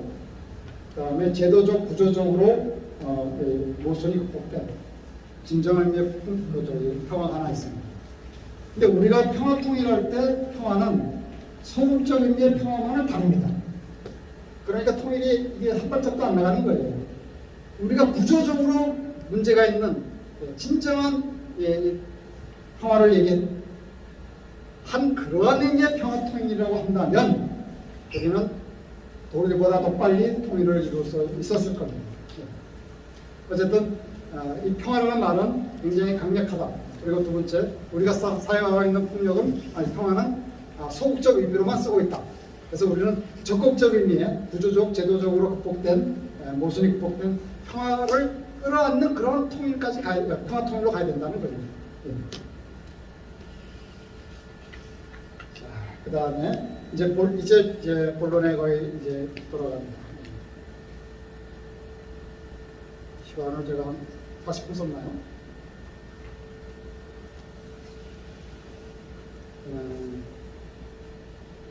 자, 우리나라에 이제 반통일론, 비통일론 얘기 나왔고요. 이제 새로운 통일론을 이제 고민하는 분들이 조금씩 나오기 시작합니다. 그 중에 첫 번째가 백낙천 교수입니다. 잘 아시겠습니다. 6.15의 어떤 대표를 맡고 있고 상징이기도 하죠. 백나준 교수. 이분이 근자의 통일론을 조금 숙성시켰는데요. 저도 참 지켜보면서 이제 좀 철이 드신다 이렇게 과언히 말씀을 드립니다. 이분은 그 전까지 우리가 일반적으로 아는 평화통일론자였어요. 교류 협력하자, 통일 얘기하지 말자, 체제 논쟁 부패하니까 하지 말자 이렇게 했던 분이에요. 근데 이분이 깨달은 거예요. 체제 논쟁 해야 되는구나. 우리가 왜 이렇게 어리석지? 이걸 이제 깨달으시고요. 두 번째, 정부가 주도하는 통일론만 쫓아가서는 안 되는구나. 시민들이 참여하는 이런 통일론을 해야 된다. 이렇게 두 가지를 주장하십니다. 백나준 교수께서. 이제 조금 진일고 하셨어요. 그러면서 여전히 백나준 교수는 포용적 흡수 통일론에 또 머물게 됩니다. 그걸 또 못 넘어섭니다. 그러던 차에 이제 제가 오늘의 주제 우리가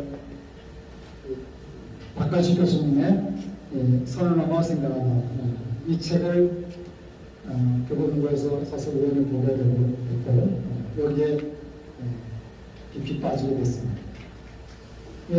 이 책의 요지는 간단합니다.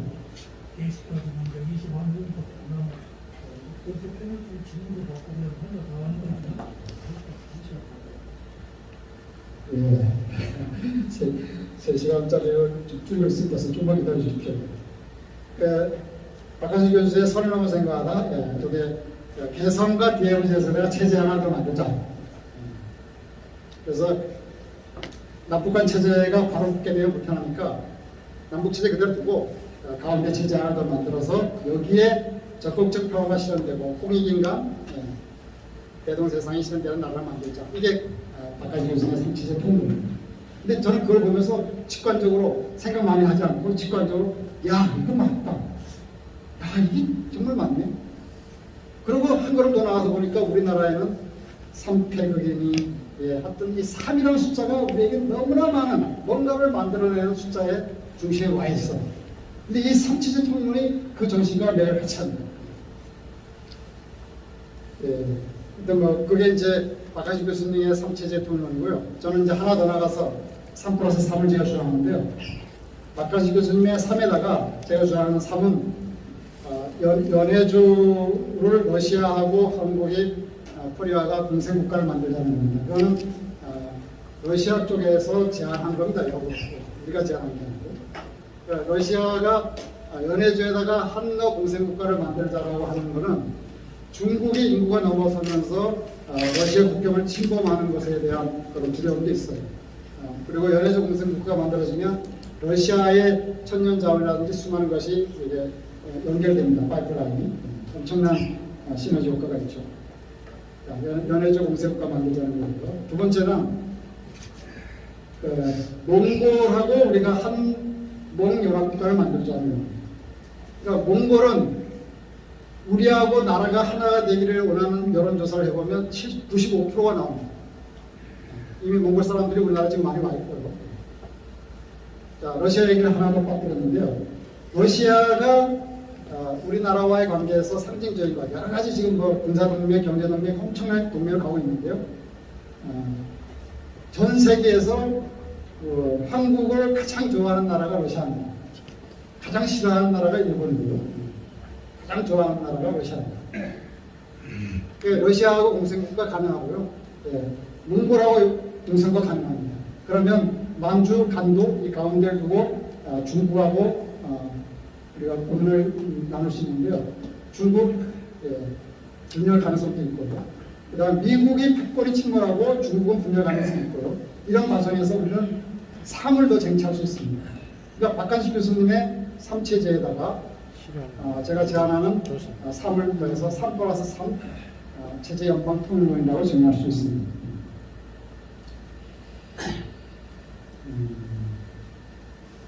일단 통일 방법론 얘기 드렸고 이제 통일 주체 이 정도만 얘기하고 제가 마무리하겠습니다. 그러면 어떤 사람들이 그럼 통일의 주체가 될 수 있느냐? 여기 지금 4.19 기념 사업회인데요. 4.19 정신 분야하고 그 다음에 동학.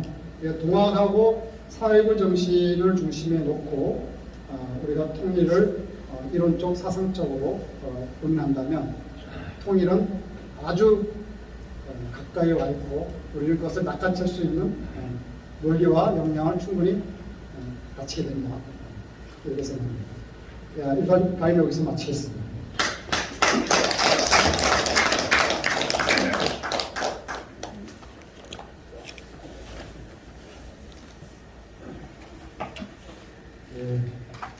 한 3시간 된 강의를 짧은 시간 안에 이렇게 어려운 가운데서도 임팩트를 해주신 우리 우성 박사님 다시 한번 뜨거운 격려의 박수를 부탁드리겠습니다.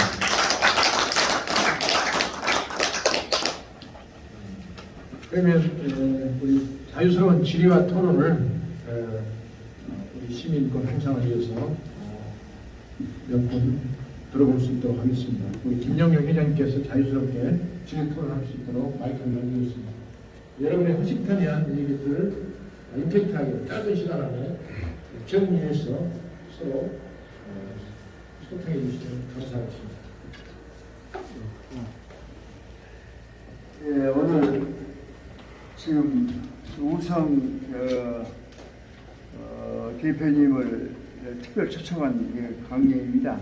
네, 오늘 특히 우리 통일의 현실에서 가장 지금 우리가 좀 생각할 점은 우리 기성세대보다는 이 MZ 시대에서의 통일을 굉장히 쉽게 말해서 가장 우리가 좀 문제입니다. 그래서 여기에 우리 모든 것이 우리 광주에서 모두 시작이 됩니다만은 아마 우리 MZ 시대의 통일 이런 담론들이 바로 여기에 앉아 있는 차대현 젊은 청년 통일 운동가를 중심으로 해서 최근에 광주에서 대단히 열심히 하고 있습니다. 그래서 오늘 우리 우성 대표님의 이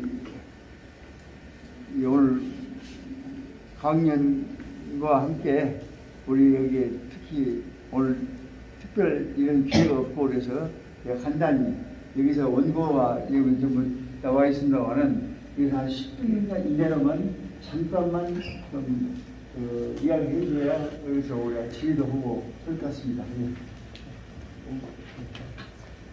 네, 소개해드리겠습니다. 차대현입니다. 반갑습니다. 네, 귀한 시간 내주셔서 감사드리고요. 방금 의견자님께서 말씀해 주셨듯이 지금 광주 전남을 중심으로 해서 청년으로서 또 MZ 세대로서 통일운동을 하고 있습니다. 여기 모두 계신 여기 선배님들 앞에서 통일운동 한다라고 말씀드리기가 부끄러운 게 사실인데요.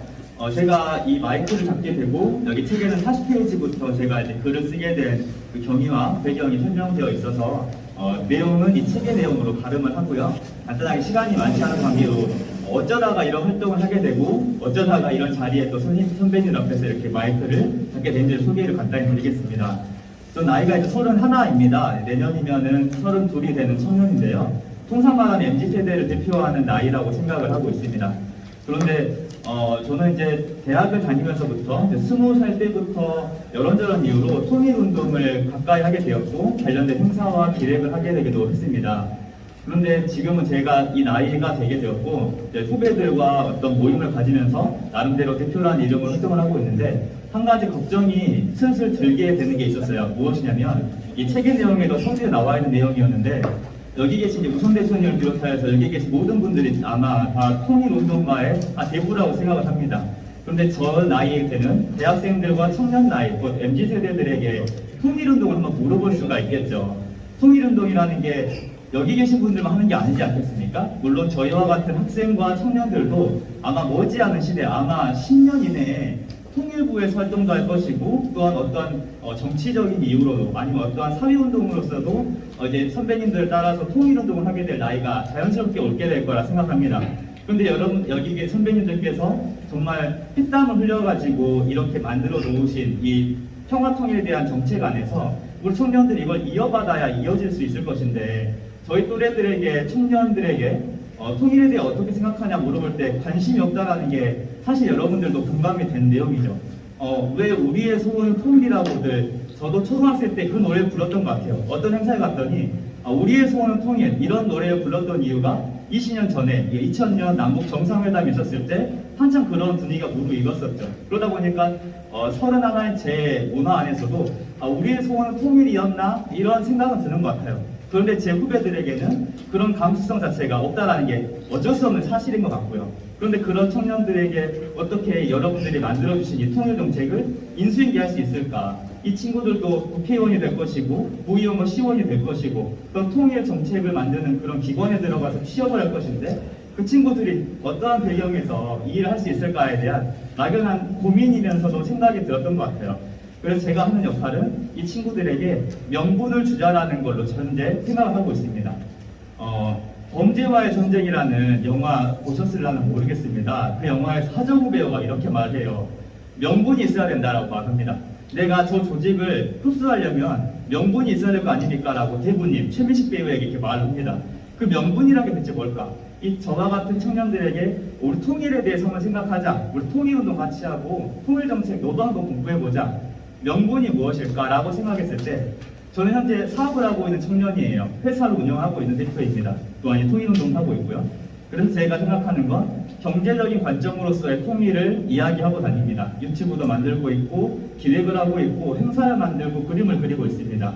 그 이유가 통일, 막연한 통일이 아니라 우리의 소원은 우리 청년들에게 소원은 통일이 아닙니다. 우리 청년들에게 소원은 취업이고 안정적인 직장이고 부유한 것이고 그런데 여러분들도 공감하실 것처럼 또 여기 계신 선배님들이 너무나 살기 좋은 대한민국 만들어주셔서 우리 청년들은 너무나 부유한 생활을 하고 있습니다. 사실상 그렇죠.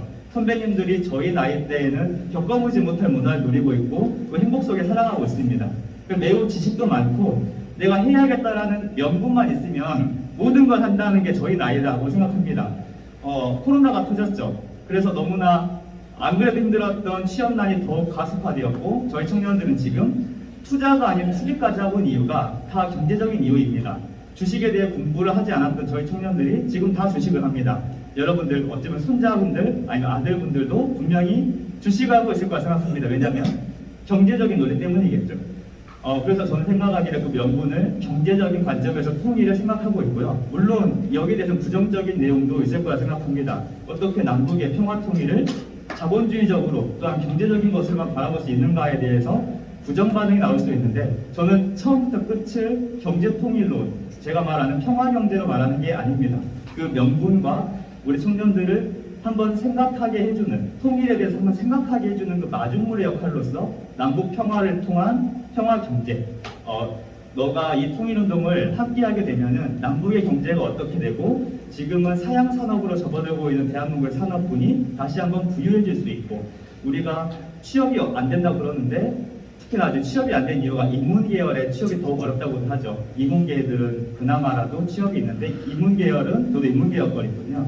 인문계열은 취업도 힘들다. 그런데 남북이 공유되고 교류되는 그 상황에서는 그런 쪽에 유명한 법제도 만들어야 될 것이고 경영과 논리도 만들어야 되다 보니까 그런 취업도 가능할 것이고 이런저런 명분이라는 게 생길 수 있다는 생각 안에서 평화경제라는 이름으로 활동을 하고 있습니다. 그런데 이제 마지막으로 말씀을 드리자면 그럼 북한에선 자본주의가 아닌데 어떻게 경제적인 논리로 말할 수가 있을까 생각이 드는데 한 가지 제가 또 말을 하고 다니는 건 우리 젊은 청년들이 많이 본 영화 중에 하나가 공작이라는 영화가 있습니다. 여러분들 보셨을 거라 생각하는데 공작이라는 실화를 바탕을 한 영화였었죠. 흑금성이라는 북파 간첩이 우리나라 사람이었죠. 북파 간첩이 김정일을 만나면서 남한과 한 광고 사업을 이루었었던 한때 이효리라는 가수가 NF 광고를 만들었던 남북 합장 광고를 만들었던 게 실제 있었던 그런 분위기였습니다. 한마디로 이런 명분, 남북이 공유될 수 있고 교류될 수 있는 평화 경제를 기틀로 할 수 있다면은 남북의 통일에 대해서 우리 MZ 세대가 한번 생각을 기울일 수 있고 내가 해야겠다 마음 먹으면은 또 다른 많은 그런 시장이 기축될 수 있지 않을까 생각 안에서 이런 운동을 하고 있습니다. 이렇게 부서가 아직 없고 저도 배우고 있는 단계인데 이렇게 좋은 자리에서 공부할 수 있게끔 자리 마련해줘서 감사하고요. 꾸준하게 이 활동 이어가도록 하겠습니다. 감사합니다. 우리 이제 방금 차대현 진행 겸 먼저 말씀하셨지. 그러면 지금부터 우리 질의와 함께 담론을 시작해보려 합니다. 또 먼저 우리 김영주 목사님 한번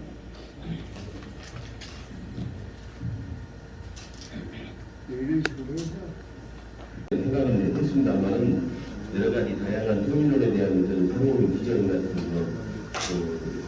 여러 가지 또 심도 있는 연구 성과 이런 걸 소개해 주신 것을 감명있게 들었습니다. 제가 간략히 지금 조금 이제 선생님의 말씀에 여러 가지 좀 많이 배우고 공감을 하는 측면에서 한 말씀만 드리고 좀 질문 성격의 제 견해에 플러스 질문인데요.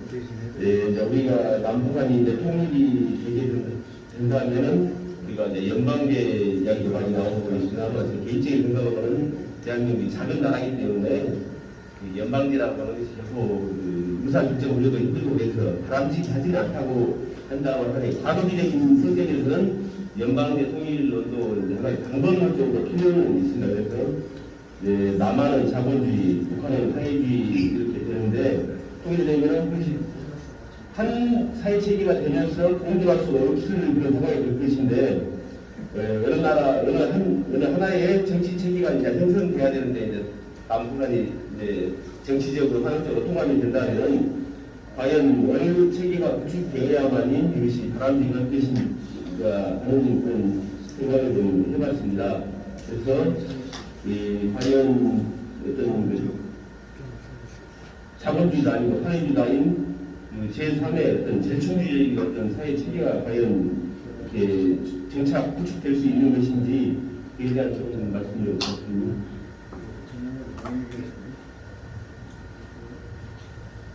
저희 남북한주의 양자택일의 부분이라든지 두 개를 쓰는 부분에 있어서 불편하기 때문에 그래서 박한식 교수의 3체제 제가 내려드린다고 말씀드렸고 3체제는 그런 불편함이 없거든요. 남북한이 개성공단 대일제에서 조금만 땅만 양보하면 거기다가 한 개 이상 국가를 만든다는 측면에서 가능하다고 굳이 남북체제를 사회주의, 자본주의의 이렇게 양대산택의 부분이 아니고 이걸 한걸 가자면 이미 역사적으로 우리가 검증된 우리 성공적 사회가 있잖아요. 사회민주주의라 해요. 그 정도에서 하게 되지 있지 않겠습니까? 그 다음에 우리가 작은 땅이라고 말씀하셨는데 우리가 이게 3+3제가 말씀드렸지 않습니까? 문고까지 나간다면 우리는 작은 땅이 된다. 그러니까 우리 스스로가 압록강 이남의 이 반도에 우리 스스로를 역사적으로나 잠재적 영토 측면에서도 바꿔두지 말자. 이런 의미를 드리고 싶습니다. 네, 다음은 그 전남대학교 경영사이시고 경영사이시고 우리 부동산 쪽에 의료 박사이신 정명수 목사님께서 여러 가지 경제와 통일에 대한 어떤 관점을 들고 계시거든요. 지금 토론 듣도록 하겠습니다. 반갑습니다. 첫 번째 우리 사회를 이끌어가시는 우리 김용용 부위원장님을 비롯해서 모든 여러분들이 이 바쁘고 코로나 힘든 환경 속에 모신 여러분들을 진심으로 환영하고 감사드립니다. 약간 딱딱하지만 이렇게 끝까지 남아주셔가지고 이렇게 경청해 주셔서 너무 감사합니다. 혹시 2011년 12월 19일 날이 무슨 날인지 아시는 분 계십니까? 12월 19일 날이 12월 19일 날은 우스갯소리를 말씀드리면 그 말바오 장날이기도 하고요. 그 서방의 말바오 장날이기도 하고 또 중요한 것은 2011년 19일 날 12월 19일은 여러분들이 잘 아시겠지만 김정일 그 주석이 사망했단 말입니다. 그래서 이날 그 평양을 비롯해서 하는 주민들이 정말 울부짖을 정도로 엄청난 크게 오르는 소리가 들렸던 날이 12월 19일이라서 약 10주년 되는 날이 오늘이거든요. 그래서 김정일이가 사망한 이후에 김정은이가 집권을 했습니다. 그래서 27세의 나이로 집권해가지고 정말 많은 사람을 숙청을 했습니다. 자기 부모부도 뭐 교환단총으로 뭐 총살을 했을 정도로 수백 명을 이렇게 처형을 하고 집권의 안정화를 이뤘습니다. 그런데 이 김정은은 4번의 핵실험 그리고 약 100번의 탄도 미사일을 발사시켰습니다. 그래서 이런 여러 가지 핵무기 추구에 따른 결과로 경제가 붕괴되고 또한 국제적으로 고립을 당하게 됐죠. 그래서 뭐 고난의 행군 이렇게 할 정도로 주민들한테는 코로나를 비롯해서 여러 가지로 힘든 환경 속에서 나갑니다. 근데 이런 같은 그 공포로서 우리가 김대중 대통령께서 일찍 외쳤던 햇빛 정책 이것을 통해서 우리가 이 북한에게 어떻게 경제 시장을 개방시키고 또 주민들을 좀 어려움 없이 잘 살 수 있도록 해야 되지 않겠는가 생각이 간절하거든요. 이런 여러분들의 마음이 저와 여러분들 마음이 통일운동이 아닌가 생각이 듭니다. 그래서 이러한 대립 관계가 언제까지나 이어질 것인가. 그래서 언제나 또 개방이 돼서 이것이 풀릴 것인가 하는 것이 좀 굉장히 숙제라고 말씀드리겠습니다. 그래서 이런 관계가 어떻게 바뀔 것인가 우리 오수영 박사님께 한 말씀 해주셔서 감사하겠습니다.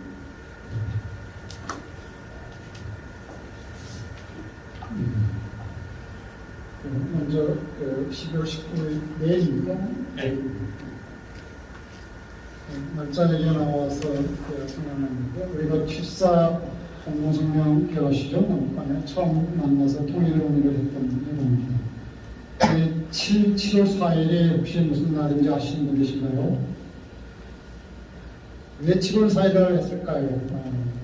7월 4일은 미국의 독립기념일입니다. 저는 남북이 참 멋진 날 선언했다. 우리가 자주 통일을 이 74라는 수에 담았다 이렇게 저는 보이고요. 또 독일이 10월 3일 날 통일을 했습니다. 10월 3일을 통일의 기념일로 행사하죠. 여러분 10월 3일이 우리에게 어떤 날이죠? 개천절입니다. 어렵지 않습니까? 하늘이 열린 날입니다. 그러니까 독일 통일은 바로 이 코리아의 통일을 예고하고 있다 이렇게 보고, 그다음에 우리 정 교수 선생님 질문에 답드리면 북한 정권 많은 사람 죽였죠. 그런데 이걸 굳이 숫자로 얘기하는 건 좀 무섭습니다만은 정권을 잡아서 사람을 죽인 것이 어찌 북한만이겠습니까? 남한이 더 많습니다. 숫자로.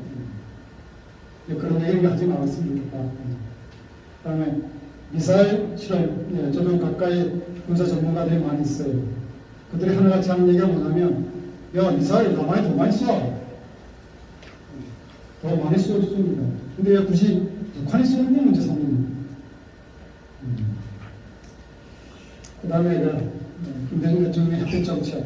여러분, 햇볕 정책이 갖고 있는 게 뭡니까? 상대의 옷을 벗기겠다는 얘기 아닙니까? 상대가 그걸 이미 알고 있는 상태에서 옷을 벗을까요? 그런 점에서 독일은 아주 맹같이 지혜롭게 김대중 대통령보다 더 뜨거운 햇볕 정책을 썼음에도 불구하고 햇볕 정책이라고 말하지 않았거든요. 상대에 대한 배려죠. 이런 부분이 앞으로 세워갈 통일 전략에는 정치에는 반드시 반영됐으면 좋겠다. 그런 말씀드립니다. 예, 그러면 지금 그 일반 그 시민들 중에서 질문하실 분 계시면 한 말씀 해주시죠. 제가 질문 하나 드리겠습니다. 소봉한 분 계세요. 사회자님, 제가 질문 하나 드릴게요. 마스크 쓰고 하시죠. 마스크 쓰시고. 네. 간단하게 드리기 바랍니다. 그냥 여기서 그죠. 오늘 우선 우석 선생님 대부분 편을 나오셔서 좋은 말씀 해주실 때 대단히 감사합니다. 저는 지금 바로 민족통일이라는 저 타이틀을 보고 속으로 참 희망은 좋은데 그것부터 말씀드리겠습니다. 지금 통일을 가지고 말씀을 하시는데 지금 문재인 대통령이 뭘 선언하셨습니까? 종전 선언했어요. 종전은 무엇입니까? 아까 지금 우선 스님 말씀대로 미국에서는 평화라는 담보로 남과 북을 통일되게 해주지 않습니다. 독일은 지정학적 측면에서 소비에트 벽발 무너지면서 찬스를 잡고 통일했어요. 근데 우리 한반도는 500년 역사 이래로 많은 침략당했죠. 근데 그 역사의 꼬리가 아직도 풀어지지 않고 있어요. 근데 왜 그러냐면 일본의 주둔에 있는 미 8군이 미국 군인들이 5만 8천 명이다. 우리 한반도는 전쟁이 지금 눈앞에 있어도 2만 5,800명이에요. 이것마저도 미국에서 야 너네들 까불고 철수해버려 그러지 않습니까? 근데 보수하고 진보하고 우리나라는 나눠져가지고 국론 통일이 안 됐어요. 그런데 이거를 운동을 하셔가지고 국론 통일 운동부터 이야 지금 바로 민족 통일이라는 타이틀을 가지고 나가는 것이지. 아니 밥솥단지 쌀도 하나 안 쳐놓고 지금 밥그릇 나온다고. 저는 오늘 이거 들으면서 참 꿈도 좋은 양반들 나오셨네. 나 솔직히 그 생각 들었습니다. 좀 더 심도 있게 생각하시고 우리 사회 운동을 하시려면은 이런 운동을 가지고 청와대 가서 정말로 사치성인을 안 들으면 내가 내 목숨을 끊어놨어 항의를 하면서 유성룡 저 뭐라고 했습니까? 진기록을 만들어냈지 않습니까? 우리나라는 준비를 안 하기 때문에 또 해요. 그러면 당하지 않으려면은 철저하게 준비를 해야 되는데 아까 우리 저 현현씨 말씀하셨어. 청년들이요 통일되는 거 원치 않아요. 왜? 아니 지금 북한이 가라는데 이제 우리가 조금 먹고 살만한데 청년들이요 우리처럼 배고픈 시절 안 지켰어. 6.25때 빨갱이 들어와서 찌르게 죽이는 거 안 겪어봤어. 나는 동굴에 들어가서 생기떡을 먹어본 사람이에요. 뭔 얘기인지 아시겠어요? 우리 아버지가 법원에 계시니까 빨갱이한테 제품으로 죽어. 근데 내가 그때 탈다리가 돼가지고 어리니까 그래도 어떻게 해서 안 죽고 살았는데 이러한 것 기본부터 우리가 정리를 하고 지금 바로 민족통일이라는 저 타이틀을 그래. 나 저거 보고 정말로 꿈도 좋으신 양반들이네. 왜 그냥 평화라는 담보를 미국에서는 걸어놓고 남과 북을 가서 내년 22년도가 매우 중요합니다.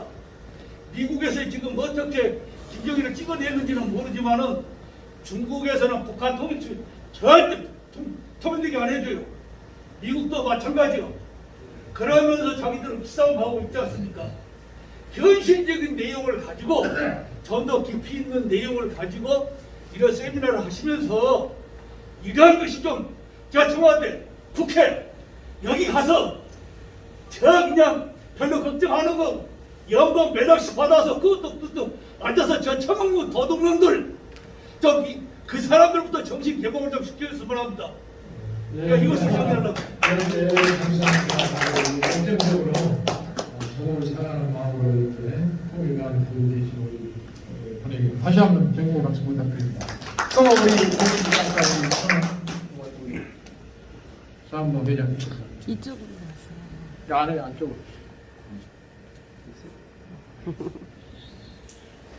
반갑습니다.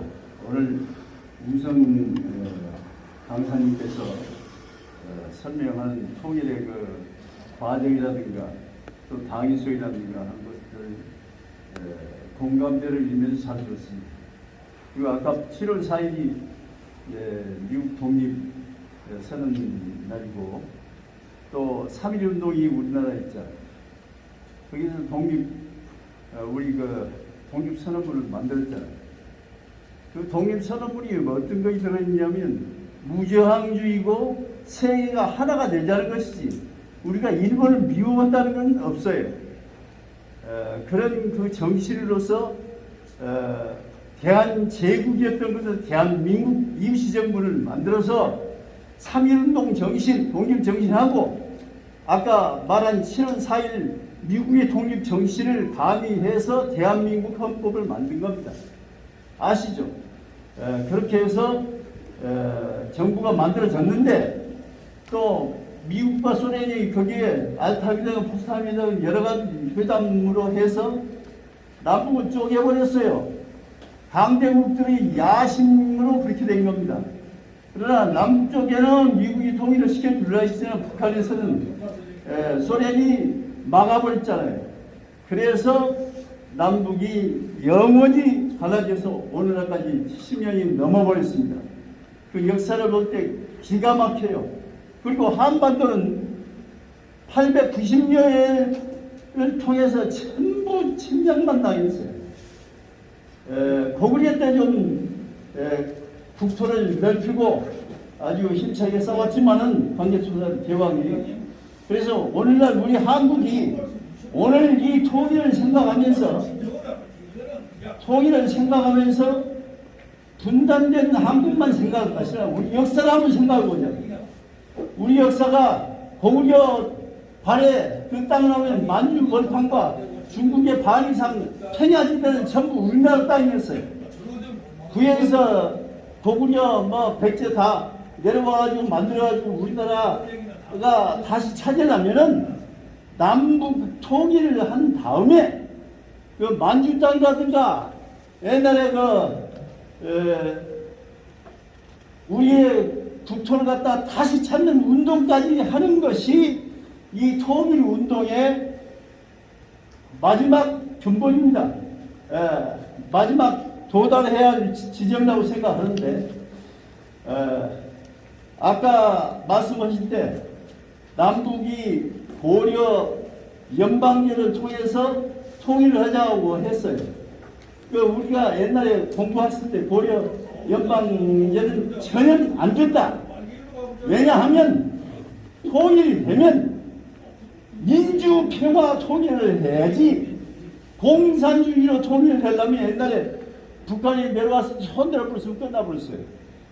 그래서 통일을 하되 반드시 민주 평화 통일을 해야 되는데 거기에 대해서는 어떻게 생각하십니까?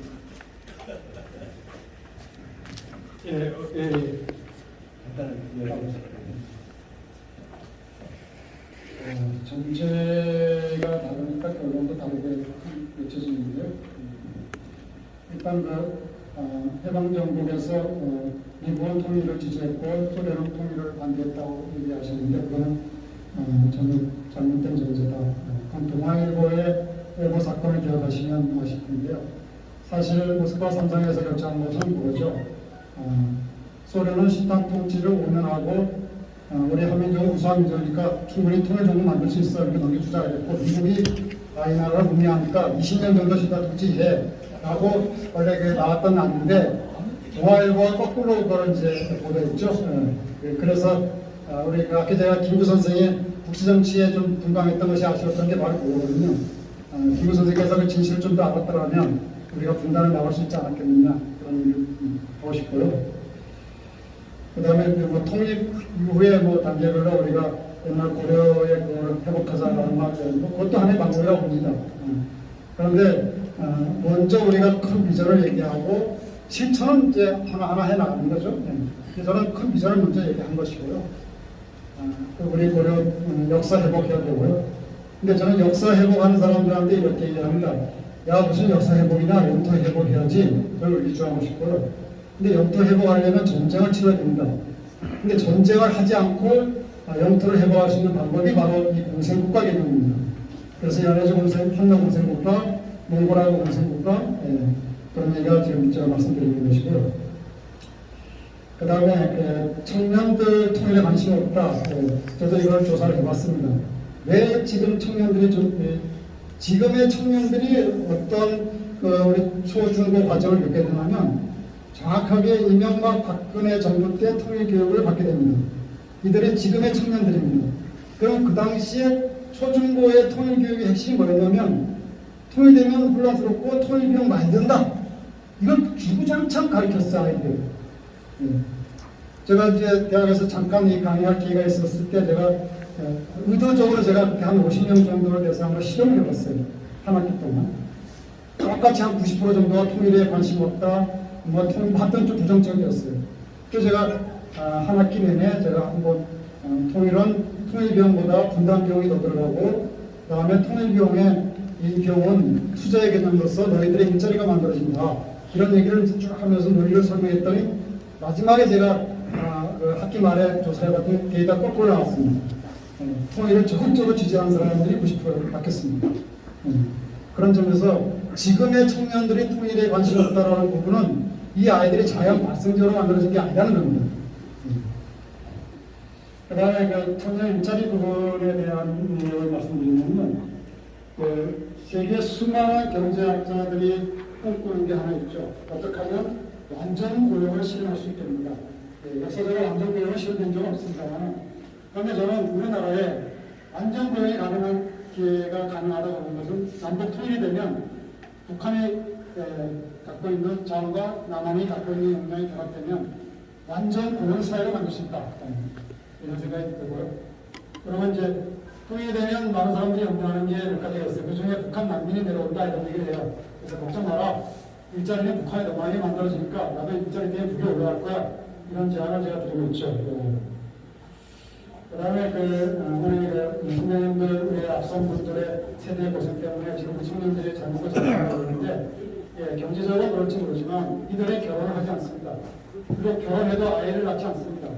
여러분들 결혼을 안 하는 것까지는 좋은데 아이를 안 낳는 걸 제가 저는 인문학 공부하는 사람으로서 한번 조사해봤어요. 왜 아이를 안 낳을까?